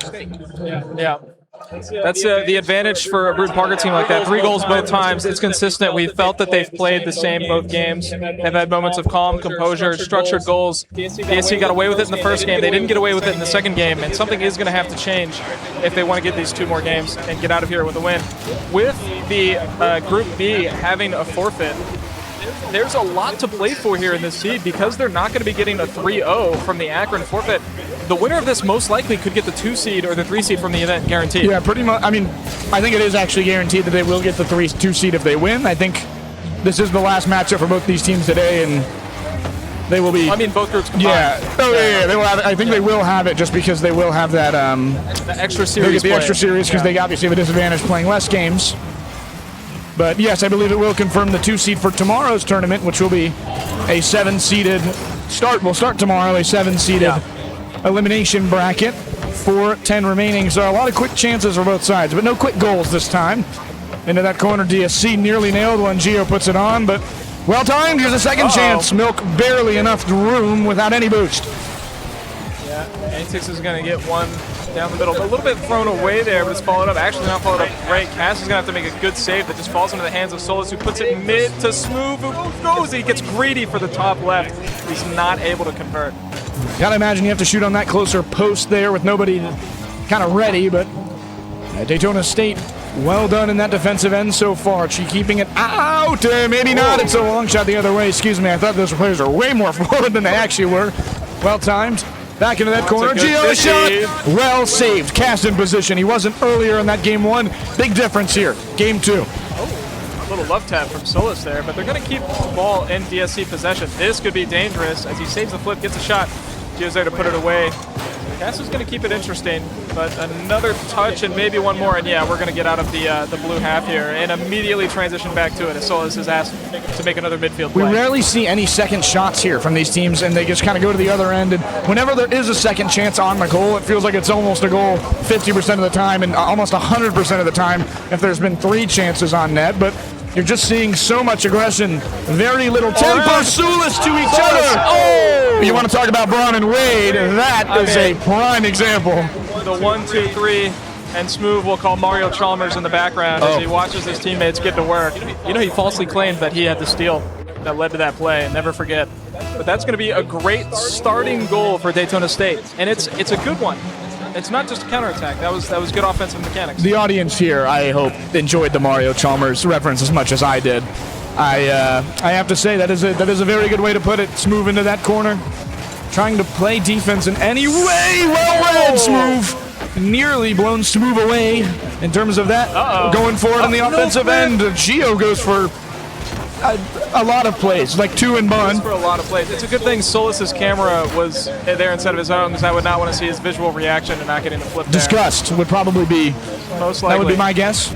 Controller no longer in hand. Oh, that's a greedy jump for Solus. Okay, Smooth is going to bail him out, and we're going to be able to get back to their house. Oh, banger ball. This is actually one of my favorite iterations, as Cass is going to bring it into the corner, and they're still looking for something. That's a great touch, but these midfield demos are taking it out of a team completely as Solus finds a gap, shoots it, and capitalizes on just a tiny bit of rotational mistake from Bruton Parker. Milk taps it down. Really should have put that forward. That's probably a goal forward. You've got 2 Daytona State members kind of a little bit foolishly moving way too close, way too forward, but it pays off for them. It's not quite a cherry pick as much as a starting running a little early, but they get off to it here, have a chance immediately.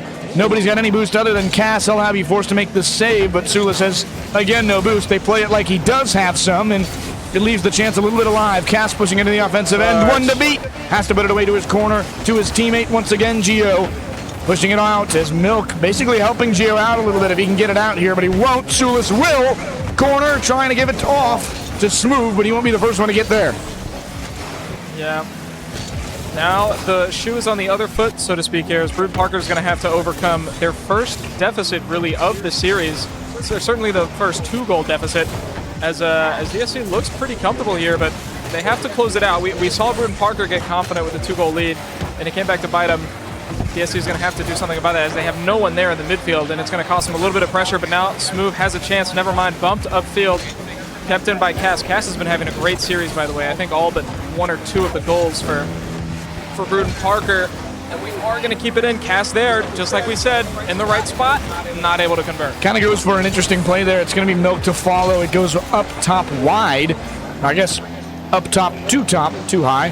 Second chance here, Milk, excuse me, Cass not able to play it correctly, kind of puts it away. Milk back in front, trying to pass it over to a teammate, gets a demo, but not enough time. That teammate will be back. Can they? Forward off the crossbar. Second chance won't go. Wait.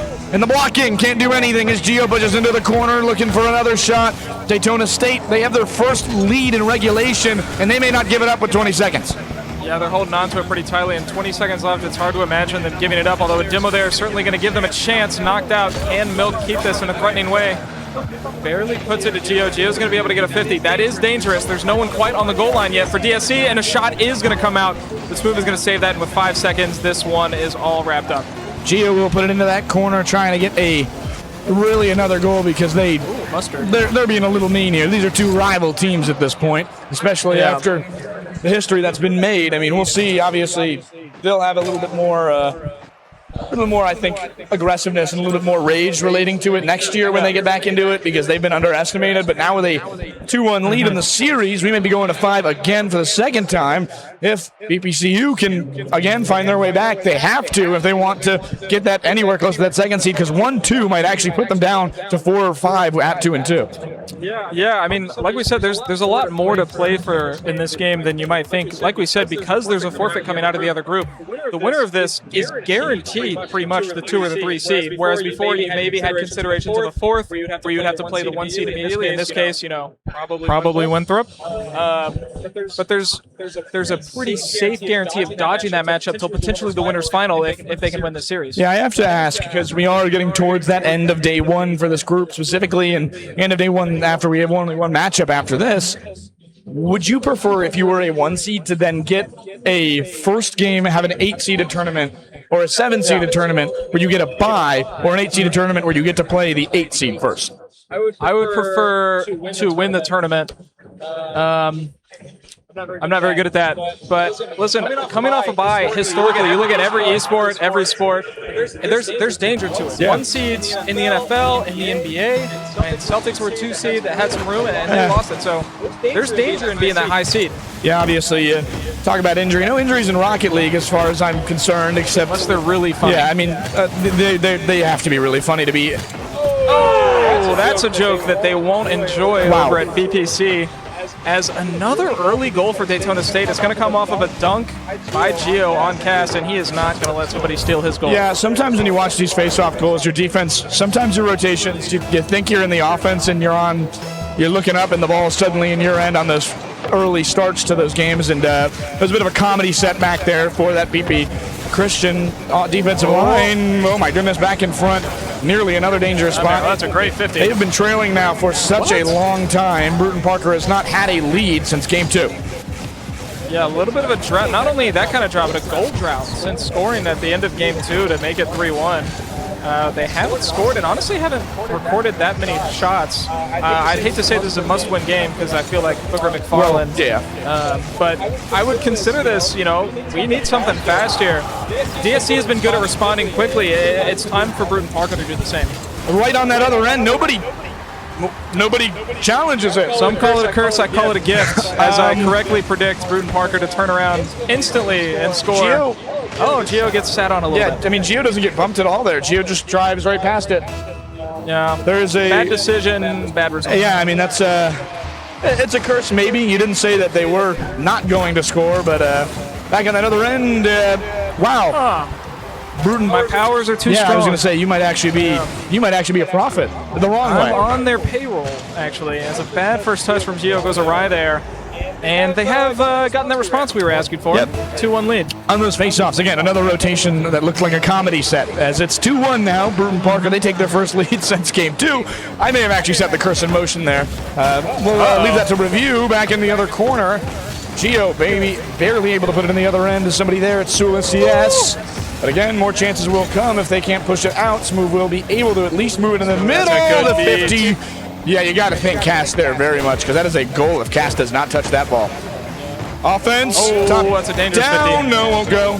Xantix now up to It's no a lot of good. boost, a lot of pressure. It's going to be awkward for Smooth, and he actually backs out, so now Solus is awkward backboard, but he is going to get a touch only so far as the midfield as it gets returned, and Smooth's going to try his hand at a clear. Now, finally, a good chance. Gio should be able to read this. Wait. Yeah, we'll be able to at least throw it into that corner as they don't. Cass kind of misses the play on that one, doesn't opt to follow it, and they get into the other side. Milk gets kind of demoed. Slight advantage is gone in terms of boost as they lose a player, but still back in that offensive end. Daytona State really challenging at this middle. They don't want to see any shots from Bruton Parker, but they may have to fade one. Xantix off the corner into the middle section. Milk will back off. The same with Cass. They know they have a lead. They know they need to win this. Trying to do anything there, puts it towards the net. Sulis there gets a slow shot away. Yeah, and he's going to need a beat, and that's what he gets to keep the offensive pressure going.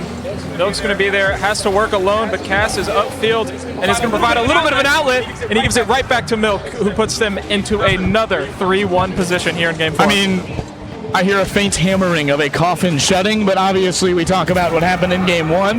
This one's not over as we get to Bikini Bottom. We feel like we've glossed over that goal score. That's a very awesome animation. Yeah, no, it was great. You could tell some people's parents didn't let them watch. It's a tragedy, really. Yeah. American staple. Yeah. 2 minutes and 30 seconds remain into that corner. Bruton Parker goes and tries to get it out. Daytona State looking for 2 goals once again. Maybe not as rapid, and that has to be as they had early.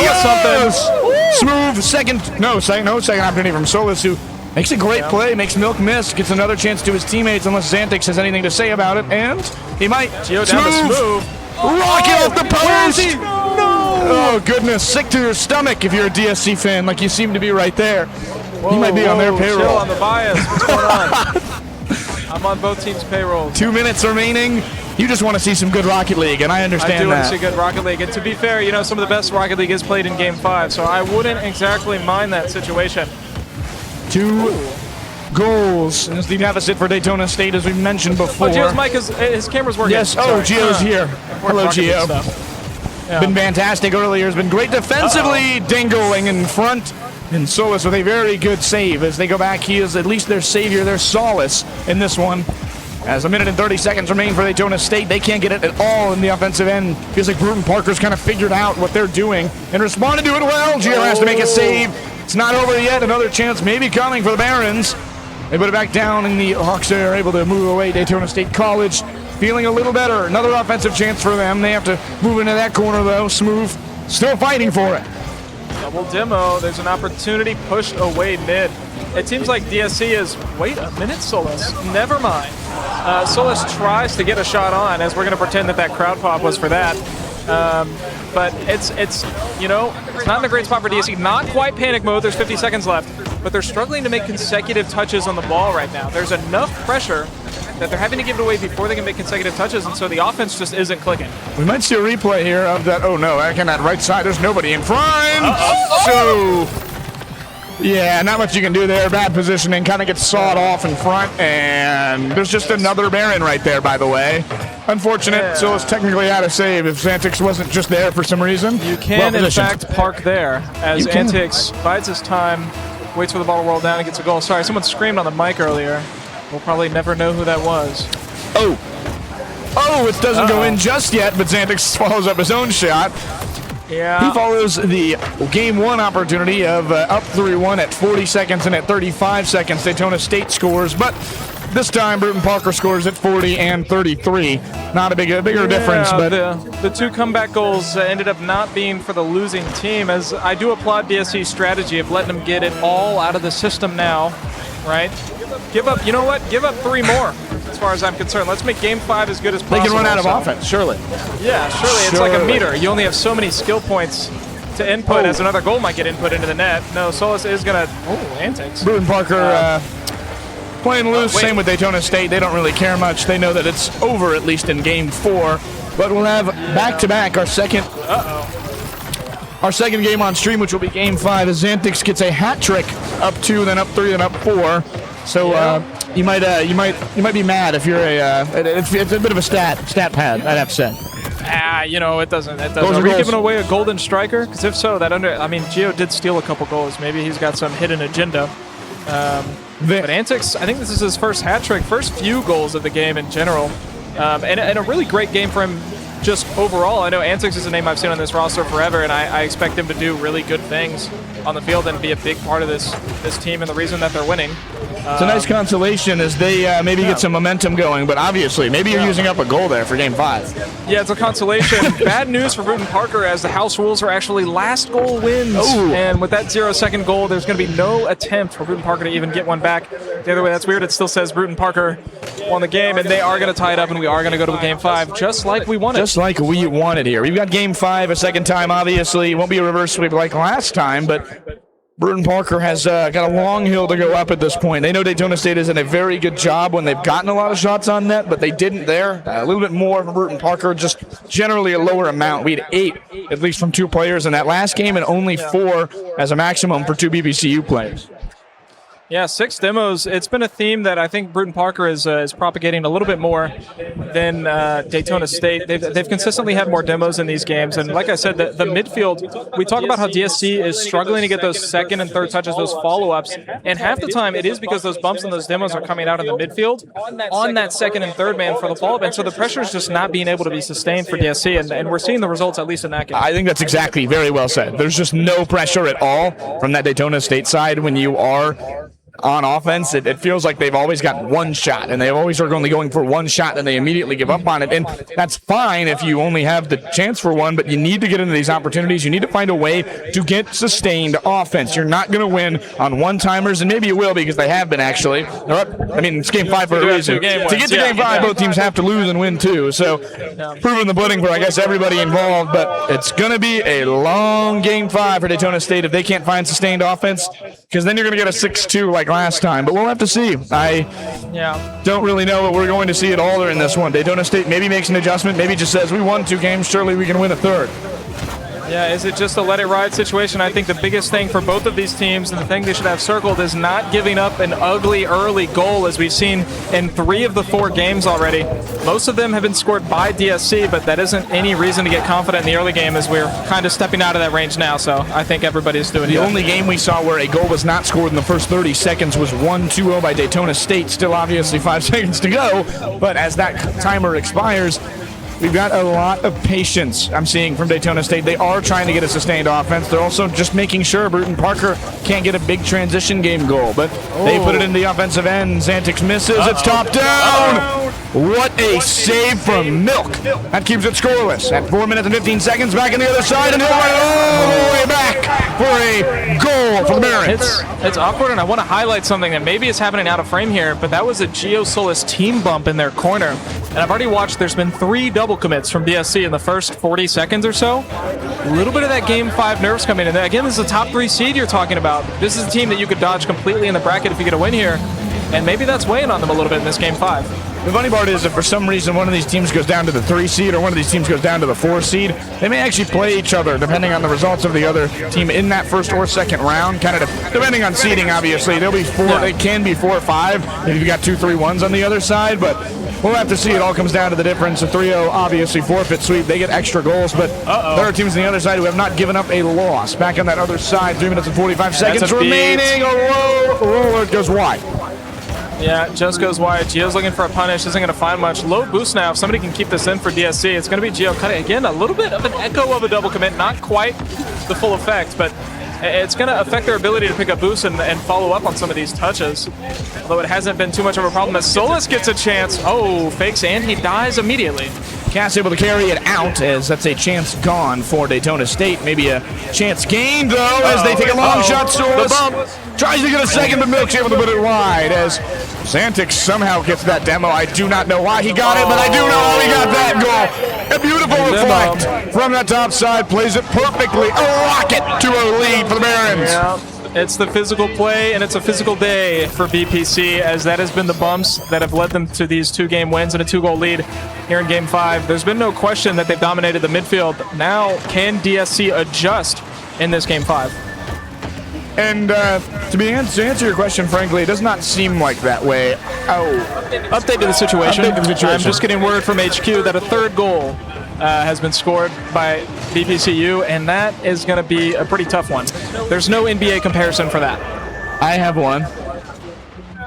If another goal comes for Daytona State involving a certain 3-pointer from a certain retired point guard, it will surely be in the Hall of Fame of Clippers fame. Dare I say the next one is worth 3? Dare I say the next one's worth 3, but Bruton Parker still in the offensive end, but obviously 3-1 not too far away. They continue to go up. We may be having a Chris Paul hits cuts the lead situation. That's a fake. Oh, into a double. Back in that corner, Smooth with a long shot, trying to find their first touch goal. About halfway. Double tap. Yeah, not halfway. Keeping it mid. Wait, Gio with a little bit of space. Gets a flip over 1. Pop 2. That guy's awkward. Backboard. Smooth. Up to Solis. Is there someone midfield for this? Yeah, Gio's going to keep it in. Now we're getting a little bit of pressure for DSC. They're adding it up. It's backboard. It's low boost for Milk. Can we get a conversion? We can. That is what they need. And we are going to get our first response out of DSC in this Game 5. They have to win this game, and they have to start it by now at this point. 2 minutes and 15 seconds remain. 16, excuse me. Solis is able to get a goal there off of what was a fantastic assist. One of the first passes I've seen result in a goal, it feels like, for Daytona State, where it's not just a rebound, it's not just a take. Doing a very good job there now, finally. Gio going to try and play make a little bit here and give it into that corner, give it into somebody else. Gets a bump off. It centers. They played well, though. A misread, which beats his teammate. Oh, no. Obliterated. Oh, no. Oh, yes. Oh, maybe. 2 minutes. 2 minutes. Still, that's not a great jury's out front. Uh-oh. There's the demo on the 3rd, rotating back again. It's going off the backboard. We're going to see a shot in net deflected by Gio. Spawns on the right side and handles business, as now it's Smooth's turn to input pressure on the backboard, get his own demo. Pass it to his teammate. Solis is going to beat one and put it mid, but there's no response.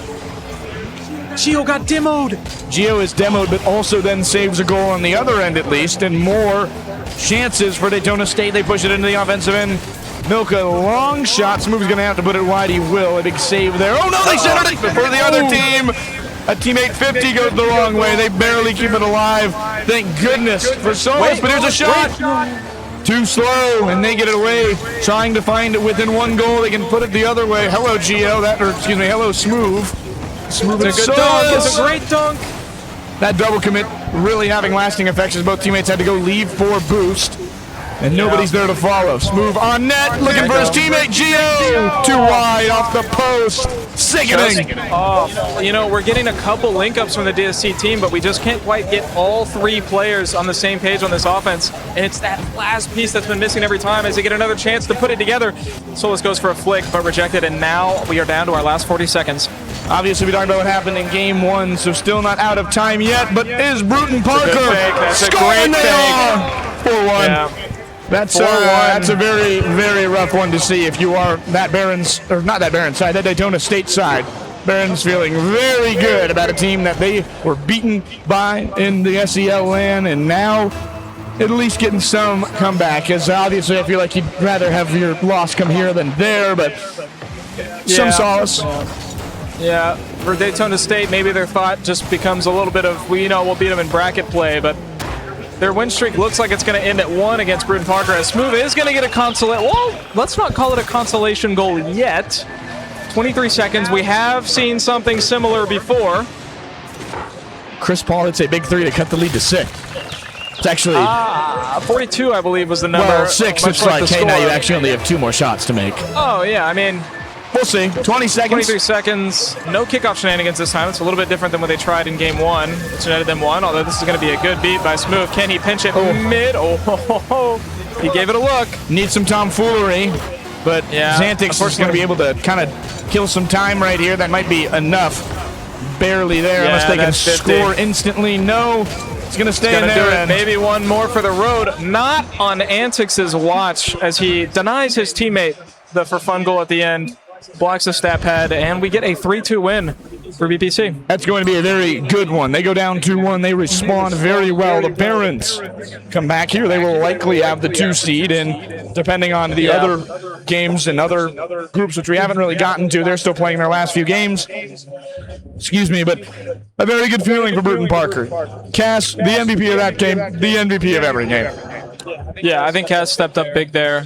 We saw him at a lot of crucial points, helping with the offense. He had a lot of goal-scoring opportunities, but as the series developed, really helped provide a little bit of first-man pressure, getting the ball mid, not just finishing the shots, but creating them, and that was the plague for DSC, was consistently creating those shots. And I want to say it's not just DSC's fault. I want to give more credit to Bruton Parker, because they had another 8 demos in that game, if you saw the stats, to I think 2 or 3 from DSC, and it feels like every single time we saw a threat for DSC in that last game, demo in the feed, and there's no pressure anymore, no third man, and you just can't win games like that. So credit to Bruton Parker. It's extremely well done, and you have to imagine it's kind of rough now if you're sitting there for this side of Daytona State. Obviously, you go up 2-1, you're 1 game away, you lose 2 straight. Certainly a pit feeling in your stomach, not like you haven't eaten, but like you haven't succeeded in the way you wanted to. And they'll have an opportunity tomorrow. We've got plenty of matchups, though, still to go here in this weekend, and 1 more today, as I've been Carson Cass. Snipes, SEL. SEL Hall of Famer, might I add. I didn't say you got to it. add it. I mean, it's an award, fine. but it's in the description. Of Clemson fame, as I began. But that's going to be all from us for now. 1 more game left to go on this stream. If you're interested in Valorant, that's on the Georgia Tech side. Thank you very much, and stay tuned for 1 more game of Rocket League. Impossible. We love that word. It's a challenge to explore the unknown, to sculpt the skylines, to map the human mind, and propel humanity to the edges of Earth. At Georgia Tech, we are determined to forge a better tomorrow, because the world is counting on us. Impossible. It's not just a challenge, it's a calling.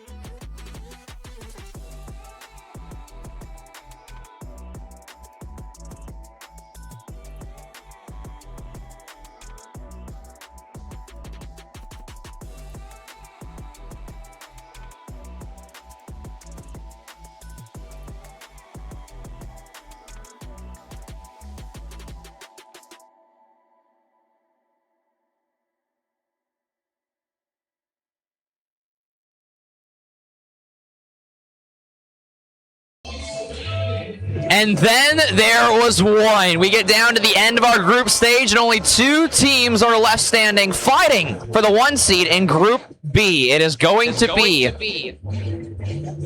I'm just playing. It's Kennesaw and obviously WCTC. Conestoga's had a rough time against these 2 teams. It was a very close double overtime game 1 and 2 against WCTC for Conestoga. They lost that game, lost game 3. They go down to 3. Then you go up 2-0 on Kennesaw, and then you get reverse swept on day 1. What more can you ask for? I do not know. My name is DJ TJ. Next to me is Carson once again. We get to end off the stream together, my friend.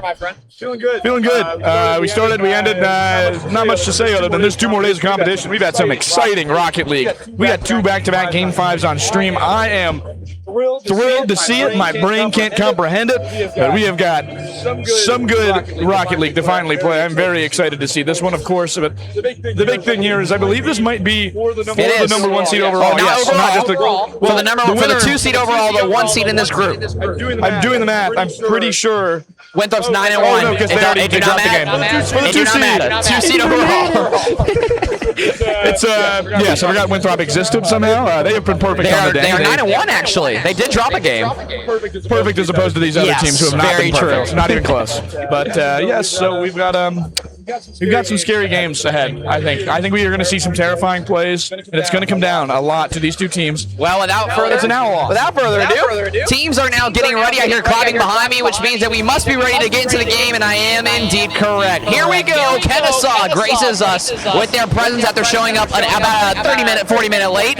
They're finally here. They're ready to go. Neek's under 1, and WCTC are already kicking it off hot.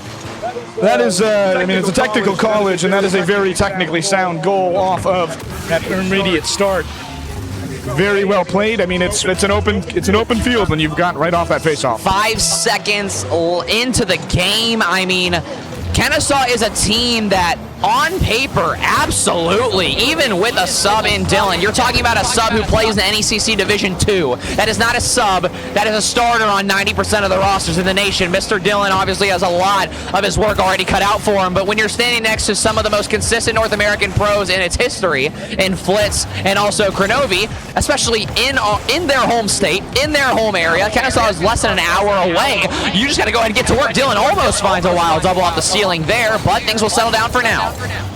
USA champions last year in basketball, trying to channel their inner Odom as they try and get these long scramble plays onto that other side. They loved running it. They loved playing that convoy play.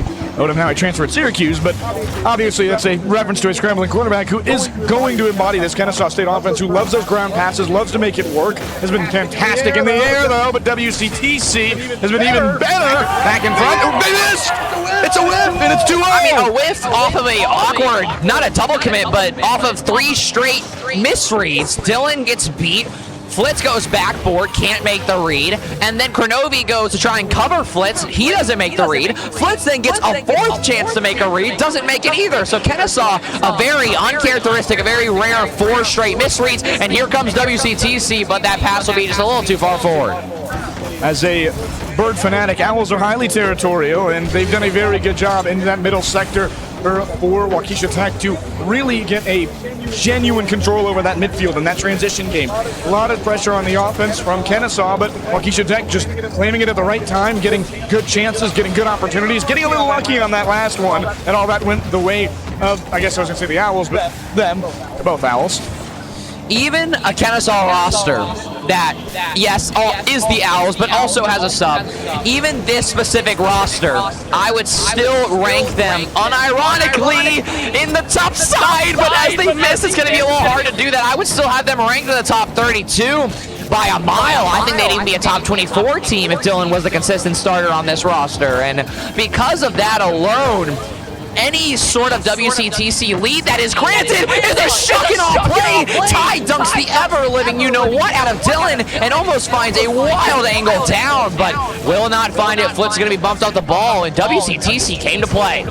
A redirect attempt back in front. It's a dangerous spot for Kennesaw, but they again can't convert after 2 off of the post. I mean, that is, you don't often hear a xylophone like that. Ty goes top down, nearly scores. It's kicked out by the crossbar.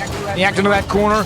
Devtree trying to go back up on it, and Dimitri into that corner. Can't do anything. So many chances for Waukesha Tech. It could be 4-0 right now with how Kennesaw's struggling on that defense. Dylan, great in the transition game in these last few games. Has really struggled defensively in the rotation spot.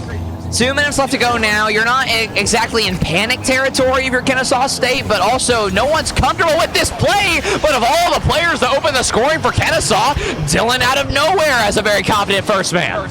Look, what I said is that Dylan has been great in the transition game, and this is exactly that. He's got a great ability to deke all around, and that's textbook there. Basically a toe drag as he kind of makes one miss, goes back to the left, and makes the other go down, and the lead for Waukesha Tech cut to 1. The Kennesaw State squad trying to get their home field advantage here, trying to make sure they're more comfortable, but at this stage, fighting for the 2 seed overall, it's going to be a very difficult one to find a way out here, try to make a team as experienced as both of these either uncomfortable. I also should clarify as well that whenever I talk about Dylan in the offense here, Flitz is who I expect to try and go ahead and make all the wondrous plays. But who better than I believe was it Dimitri? It was Dimitri with an air dribble by himself. No assist in the column there at the bottom of your screen. Dimitri goes 1, 2, 3 and a tap around just to go ahead and bring the lead to 2. The freshman making a move. I'm surprised we see the coach behind Niak's not vomiting. That was so disgusting. Oh my goodness, sickening how good that play was. Oh my gosh. Chance. Wow. Off the face-off again, 2 goals from the face-off. Ty again, you mentioned a shock and awe play earlier. He fires this one in like an artillery shell. How in the world is Kennesaw? I have 2 ways to say what I'm going to say. How in the world is WCTC up 3 goals? Also, how in the world is Kennesaw down 3 goals? And to try and explain that, I am very, very confused. Maybe it's a warm-up of some kind for Kennesaw State. And if that's the case, that would make sense because, again, they reverse swept Conestoga. Now, granted, they're not out of this game yet. Still 90 to go and a 2-goal lead. Yeah, Conestoga won that first game in a blowout, and not quite that here. Fighting it very hard. Wow, very close from Neeks to maybe a little bit further, and he makes that save, but now it's 4-2. Again, a minute 33. We've seen how close these games are. This is nowhere over. Plenty of time to go to work. WCTC doing everything they can to hold on to this lead, but also make a statement. This is a team that does not park the bus. This is a team that wants to set the tone. They're going to pre-jump anyone and everyone, regardless of skill level, and they want this matchup. They really want to top a group. It would be one of the best LAN performances for this esports program's history at the university, and so we'll see what is left. Neeks looking off the backside, double clip for Kennesaw, wide open, and Dimitri will put in a potential dagger. I believe Waukesha Tech is from what I know of counties in Tennessee, a Tennessee school? I'm unsure. WCTC? Not a Tennessee school. Not a you want to Tennessee guess school? what state they're from? Georgia? No. That was the worst Wisconsin. All right, Waukesha Tech. Really? Yes. I knew there's 2 counties in the United States named Waukesha, and one of them is I believe, an unincorporated, I know a lot about geography in the United States. One of them is an unincorporated territory in Tennessee. The other one is a college in Wisconsin, and I think there isn't a county in Wisconsin, and I'm very surprised. I probably got emails from these schools, at least during when I was a high schooler, but sorry for the disrespect. I mean, I used to say Wisconsin for a very long time, so. Well, and also it's worth mentioning there you want to try and pronounce this, my friend? Milwaukee? I believe they're in Milwaukee, Wisconsin. Milwaukee. Yes, Milwaukee. So, now, are they in Waukesha County? I wish I knew. Yes. Probably, obviously. Yes, Waukesha County and Milwaukee, where there's 3 other schools, including they neighbor and share spaces with Marquette University. Anyway, here's a shot off. Dylan nearly puts it again in for Kennesaw as we enter kind of not blowout territory, but it's pretty much over unless some big plays can be found. Dimitri may be able to give it to a teammate here. Neek's not in the right spot, but giving it to Ty. Can't get that one-timer, and 10 seconds remain. Pretty much over. The Kennesaw State Owls have had their wings clipped, at least in this first game. I mean, where do I even begin? I mean, first off, we got a little history and geography lesson that we went through, and that's because in a very rare case of expectations, this game, we did talk about it for about 20-25 seconds because there was nothing to talk about. There was a 3-goal lead. Waukesha does their job, and other than that, I don't want to say I'm shocked because it's LAN, but this should not be happening in terms of any statistic you could pull. No, we saw it earlier with Conestoga. I mean, Waukesha shocking. I'm certainly shocked. You are too. You got to imagine for a program like this, a smaller program, not even the biggest school in their county. I believe there's 4 other schools because that encompasses Madison as well. It's a rough one to start for them, and you got to wonder at a certain point for Kennesaw State, you cannot keep going down to these teams because you're going to run into a Winthrop and you're going to lose game 1, and then your series is going to be over because you know you couldn't win it without giving up 2, and you didn't play game 1.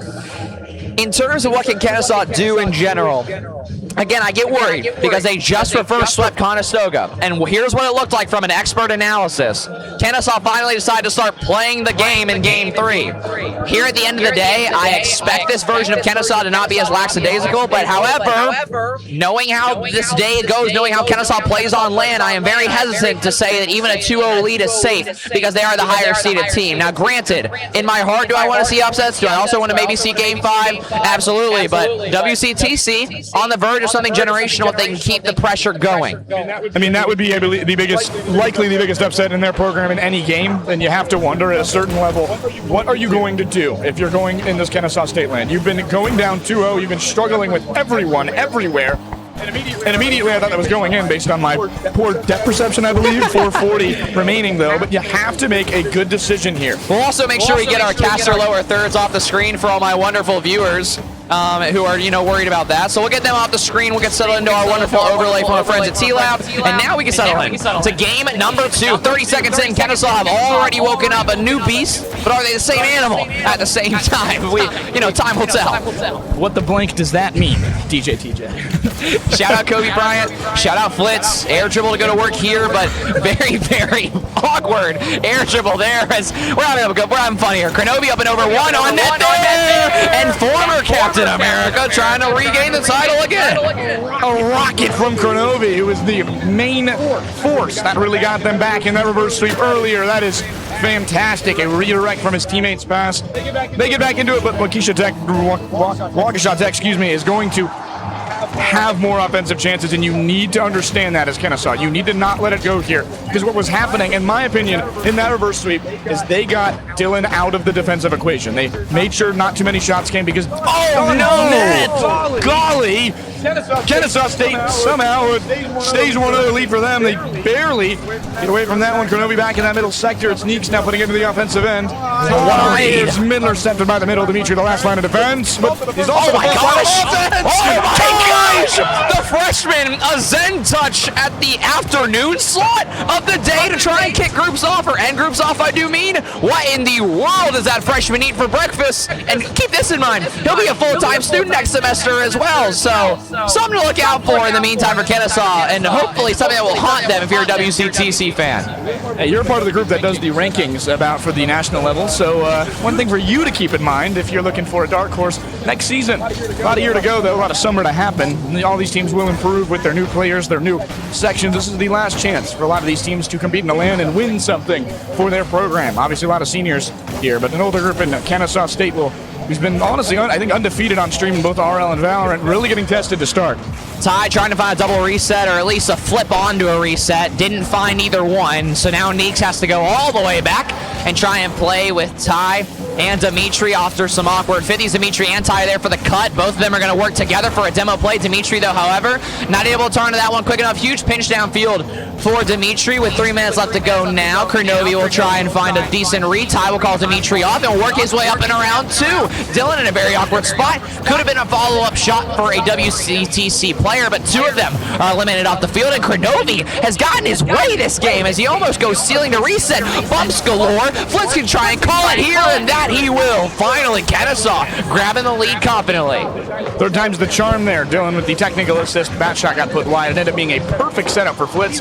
Either way, so good for them. But Dylan, as you're noticing, is not having to play a lot of defense because Waukesha Tech is not in the offensive end for sustained periods of time. It's how they found their way back, as they made sure they were immediately clearing it and giving it time for Dylan to basically play full back and basically play last line of defense the entire time. They did a very good job of that, but Dylan has been fantastic offensively, arguably as good as Kronovi in a lot of these cases in transition. Has been good to run it across the entire field by themselves, beat 3 players and find a goal. I mean, Dylan's only hole has been in the defense. Been literally perfect otherwise, it feels like. 2 minutes left to go now, and so here comes a very awkward conversation if you're a WCTC fan, is who has to play the hero ball. Dimitri can absolutely do it. Zen touch up and over one. Is there a shot? There is not a single person there to answer the call. That one will ring unanswered, and is there anyone to follow? Third man is up. Shot for Dimitri, the freshman! How does he keep doing it, and how are we tied? Well, the answer is, again, the same thing you just said. The freshman Dimitri. Bump from Ty, too. Zen touch, bumps a player out of the way to keep it extended to make it a 50 instead of a full Kennesaw possession. Gets pushed back to the middle, and he says, oh, I actually don't mind this one. I think I'll just score the goal here. Easy at a certain point for a guy who has as much technical skill. I mean, it's a technical college. Kronovi keeping that one out of net. That would have been very bad if you're a Kennesaw State Owls fan. Not to mention that was a fake kickoff into a double fake where they grabbed the mid boost and actually had the ceiling to play off of. Ty is also almost redirecting. Neeks is up. Neeks is dropping it down as well, but as neat as it can be, you will not find the back of the net. Flitz has room to go to work, but with Dylan and Ty interfacing in the midfield, not much there. Ty comes down from the heavens to block that one. Dimitri has room. Another wonderful first touch, up and under one. Flitz is there, but does give it away. Kronovi doesn't have the boost. Neeks is on the ceiling, flipping immediately back to it, dunking the heck out of one player here. A minute to go now. WCTC are very much in a world where they could go up 2-0, but also there are some slight miscommunications still. Some passes are still falling away, and here comes Kennesaw. You're seeing Dimitri playing a lot of passes towards that middle sector, and Kennesaw trying to go back all the way with those. Ty did it earlier, Dylan did it earlier. Dimitri trying to carry it in the zone, and Neeks was able to put it into that corner. Flitz will push it out. We'll meet Ty, though, who's got a very big whiff. This will be a chance for Kennesaw. If Dimitri can't push it out, he won't be able to just yet, but he is getting a great bump that lets his team move it away. There's a bit of an interesting... No one's sector going. there. What's going on? Ty, long shot. He puts it wide, but here comes the second. Off the wall! Oh my gosh. I mean, I'm sick to my stomach. What's happening? 20 seconds left. Big demo as well. WCTC want to set up camp and then some. Flitz gives it away. There's room for Neeks. Back forward. No double. Where's the freshman? It's Ty instead. That's by a Kennesaw player. Here comes the freshman now playing off of Ty's demo. That's actually still Neeks who's there. I thought Dimitri was going to cover. He's already pre-jumped it up and over one. 5 seconds left. WCTC, they've been an aggressive team. You know they want to do it in regulation. Over one. Kronovi and Flitz are up. Is it playable for anyone? 2 players jump. Is there Neeks somewhere? Midfield Ty to call it! 0 seconds left, and WCTC goes up 2-0. I think wow. I'm speechless. I'm sick. Are you kidding me?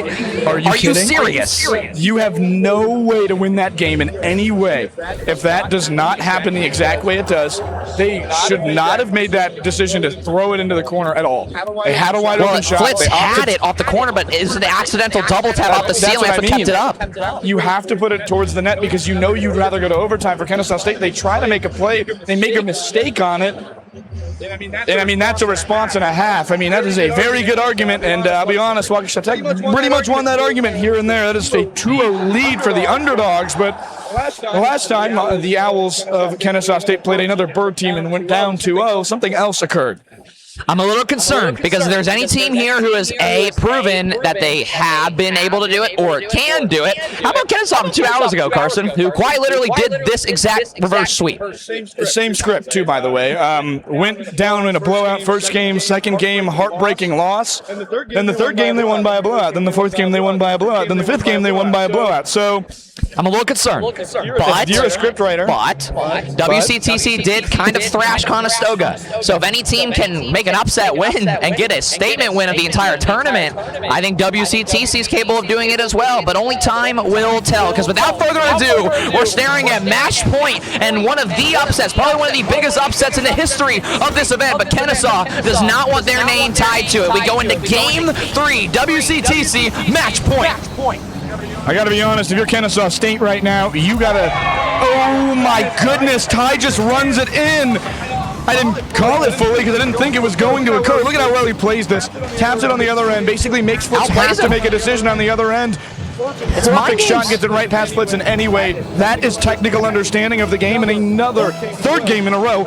Immediate face-off goal start for the side of Waukesha Tech. Got to be careful, though, because if anybody can make it happen again, Kennesaw have done this before, and if I'm coaching Kennesaw, it's probably the first thing I said was, hey, done it once, why not us again? You are the favorite in this matchup, so there's still confidence to be had, but WCTC, much louder than Conestoga, bump galore in front of the net, and somehow, someway, Ty comes off the backside of the net into a redirect towards the net all over again. It is absurd the amount of pressure that they are building, but they've got to be careful. This ball sits in the midfield.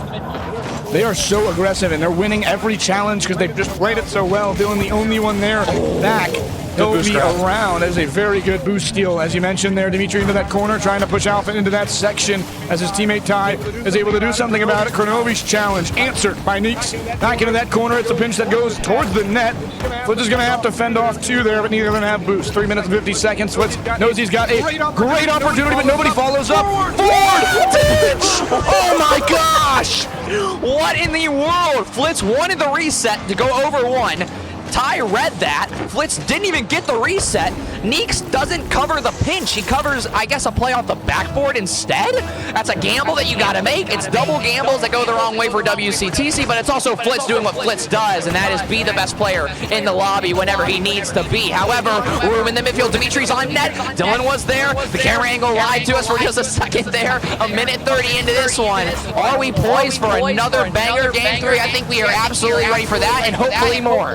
Not to go back on that goal, but I have to mention he actually did make the play. Flitz on net off the corner. Another chance. Kronovi, a name brand there. Smooth and easy for Kennesaw State, as that is a misplay by Waukesha. We mentioned the aggression. Sometimes it's going to go that way, especially on face-off. Neeks has done it a few times today as he looks for a strong clear. Now that one was a very big misplay, but at the same time, he was aiming to hit it out towards the middle. He keeps on trying to attack the middle. It's a dangerous game. You got to try and keep that one to the wall. However, all it takes is a few good passing plays or maybe a peaking player from WCTC to actually find one more play to tie it up. We've seen them come back from this before, but again, Kennesaw trying to make this game their own. Big reset for Kronovi, but also huge amount of space for Ty, who's got to meet Dylan. Gets through him without any issues at all. Waukesha Tech is doing a fantastic job in the air. It's their brand, and they're playing it like that.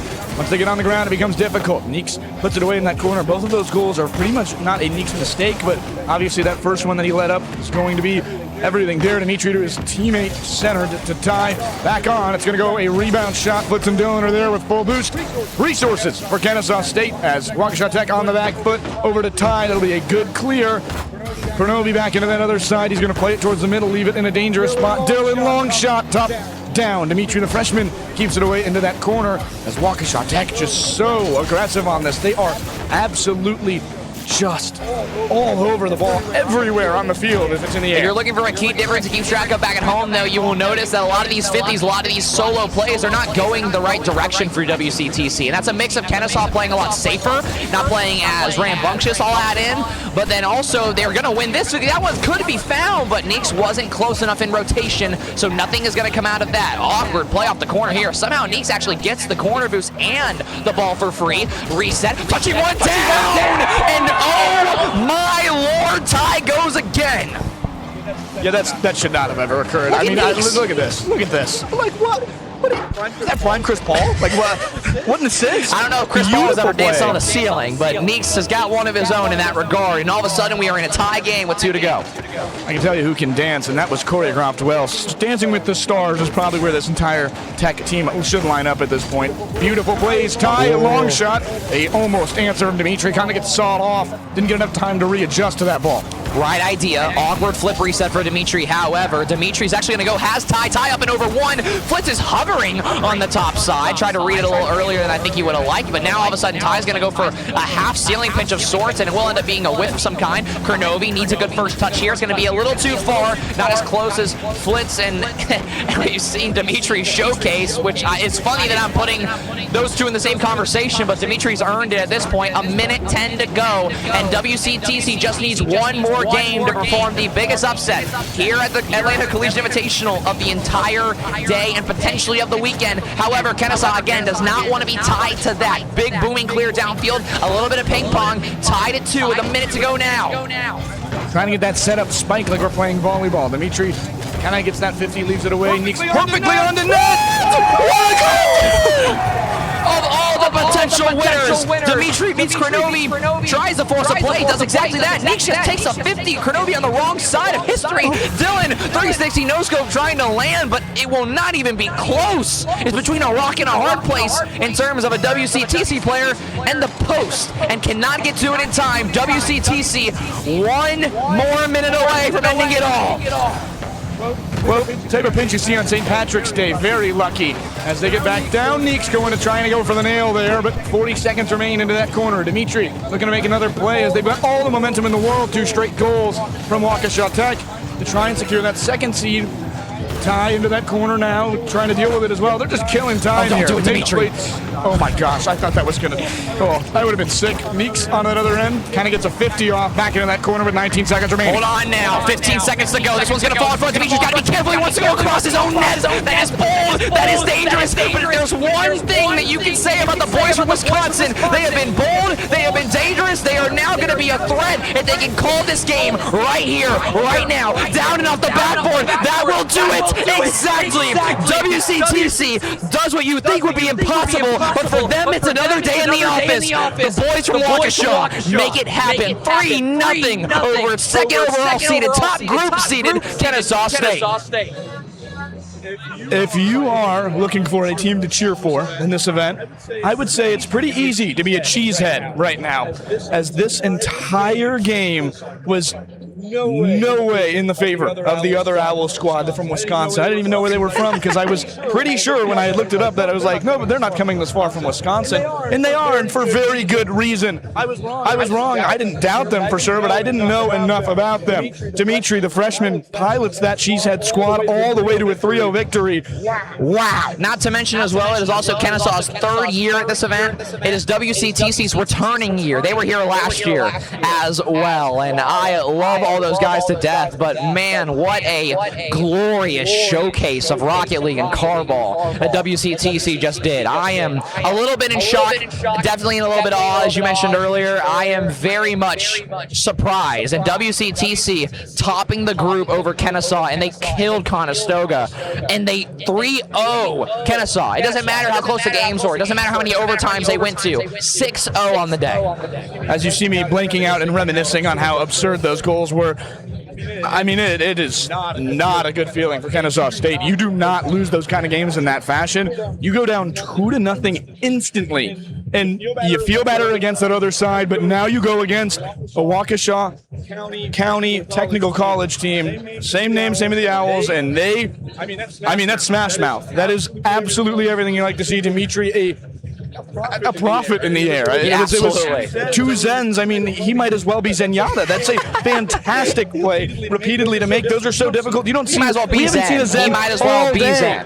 We haven't seen a Zen all day, and that was 2 in the same game. Scoring off I think them I just as spit well. all over you. I'm so sorry. I'm good. I'm having a blast. I mean, after watching that, anything could happen to me, and I'm so happy. So here's what I will say. I'm gonna get Coach Ryan. This is the perks of us being next to the players. I can yell at our coaches. So let me. Ryan. He's currently yelling at them. Ryan. Looking for an interview? Ryan. Status looks like he hasn't heard yet. There we go. We'll get Ryan in for an interview. I got some goats behind me as well for the Bruton Parker program. We are live on stream, so Ryan, get in here, bro. What's up? My God, where do I begin, my friend? I don't know. That was a great series for us. Honestly, we came out and played our game. Not a whole lot more I can really ask from my team. We came into the game plan. We've been working a lot. Oh, is he muted? Okay, let's do it all over again. What just happened, Ryan? All right. So we came in, we've scrimmed a lot recently. We've been working a lot as a team, coming in, working on our skill floor, playing those 50-50s where we need to, controlling the pace every single game we come into. We're never trying to ever let the team come in and have a pace that we are not controlling. And today we came in and did that. I could not ask any more from my team. We've shown up every single week, hours and hours and hours of scrim, VOD review. Every piece of it has been perfect for us. I guess I'm just going to talk to the whole team as well. Might as well. I'm so proud of these kids. It's great being a tech college, coming out and taking some swings at some 4 years like Kennesaw, Bruton Parker. I'm hoping tomorrow we can keep the same momentum. So let's do this. I'm going to have you pass the mic back to Ty. Ty, good to hear from you again, my friend, Mr. Team Captain himself. Let's talk about it. I'm not going to ask you to talk about the game plan, because obviously it works, but let's talk about how you guys are performing today. What is in the water at Waukesha? I don't know. I think we're all just playing how we finally should be playing. You know, we've wanted to stick to a certain play style, and I think we're finally getting to the point where we're all understanding where we need to be on the field. It is the best WCTC Rocket League I have ever seen. Let's sub somebody out. Let's keep it moving. Let's get Big Nate here. Big Nate. I've never been on here. Nate hasn't been on here yet. So Nate, I will say this. You do a lot of the dirty work. A lot of the extra demos, a lot of the back end stuff, a lot of the keeping the pace, a lot of what you guys have talked about. How does it look having a front row seat to your team and you as well? Make sure I get that right. You guys are playing incredible right now. I don't know, man. Just seeing them in front of me, and I don't have to do anything. It feels like it's. There we go. Make sure you're not muted. On me. Yeah, no, it feels good to have them in front of me and just going. So. Well, I mean, do I even need to say? Do I even need to introduce who's up next? Dimitri, big freshie on campus. How we doing? What happens? You step into Atlanta. You murder Conestoga. Let's just keep it frank. We did. Kill Conestoga. I'll be honest. And that one may be more expected. Then you come in, you get some close games against Kennesaw, but like Conestoga took you guys to overtime. Kennesaw couldn't even do that. So I'm not going to ask you to talk about the game plan, but what have you been doing in the last month or so? Because you look insane, my friend. Thank you, sir. I would say when you play a team like Conestoga, they play a little bit slower, and I would say we struggle with that. We play much better against faster, better teams, in my opinion. So yeah, I would say Kennesaw a little bit quicker, a little bit faster paced team, and that's why we were able to get the W. We play much better against that. I will also say this. Double Zen touches in that series. Double goals off those Zen touches. Yes. What have you been eating? What have you been training? What have you been doing to get ready for this? Is that the camera? Pop reset training pack. Lakes pop reset training pack. That is the move. Pop reset training pack. Pop reset training pack. Also the 5-up or the squishy first touch training pack. That one is amazing. I get that to all my high school students as well. That's a great one. That one's a great one. I mean, do you want to add anything? Any thank yous you want to give at all? Shout out Carrie back home. That's it. That's all I got to say. All right, my friend. Thank you all so much. Again, congratulations. That's 6-0 for WCTC, and definitely a round of applause to go around for them. I mean, Carson, humble guys, I think, but also they have a right to talk their mess. Absolutely have a right to go crazy. And what I am still so puzzled by is that we're looking at a Winthrop WCTC 1-2 going into tomorrow.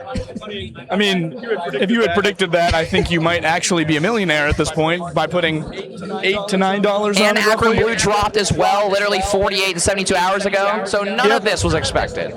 I mean, you're talking about a team that showed out in a major way. It is a very good feeling. You have to imagine for this WCTC squad, it is their first big kind of win, and a team that you're going to now maybe look into 2026, 2027 season as a threat. As, hey, this is a real team. This is a real team that, I mean, obviously there's a sub on Kennesaw State, but that's a top 20 team when they do have that sub. And I mean, I wouldn't be surprised if we see this team improve over the summer. I hope that this one makes them hungry, and I hope I see them towards the top of the national level soon. Well, on that note, that right there will bring us to a close of day one of the Dreamhack Atlanta Collegiate Invitational on the Rocket League side. However, we're going to make sure that we channel rate our way over to Esports GA Tech, where Valorant's got one more match waiting to be played. It's going to be Santa Monica and Charlotte. And when we see those two teams, I believe they're fighting for the 2 and the 3 in that group. Oh, they're both 1-1. Thank you, Trey, on the side for the help there. So they're fighting for second. So Esports GA Tech, we're going to make sure we get a raid over to that channel. But without further ado, it's been a pleasure. It's been Carson. It's been Snipes hopped on. Neon hopped on. It's been a very conglomerated day. But guess who comes tomorrow? Good old Mr. Bepic will be joining us tomorrow. Also, Vincent Cass will be hopping around helping us out as well. And again, the cinema does not stop today. We have 2 more days of competition, and it's going to be full bracket for Rocket League. Full bracket tomorrow. You are not going to want to miss it. It's been Carson. It's been DJ TJ. We'll see you tomorrow. Impossible. We love that word. It's a challenge to explore the unknown, to sculpt the skylines, to map the human mind, and propel humanity to the edges of Earth. At Georgia Tech, we are determined to forge a better tomorrow because the world is counting on us. Impossible. It's not just a challenge, it's a calling.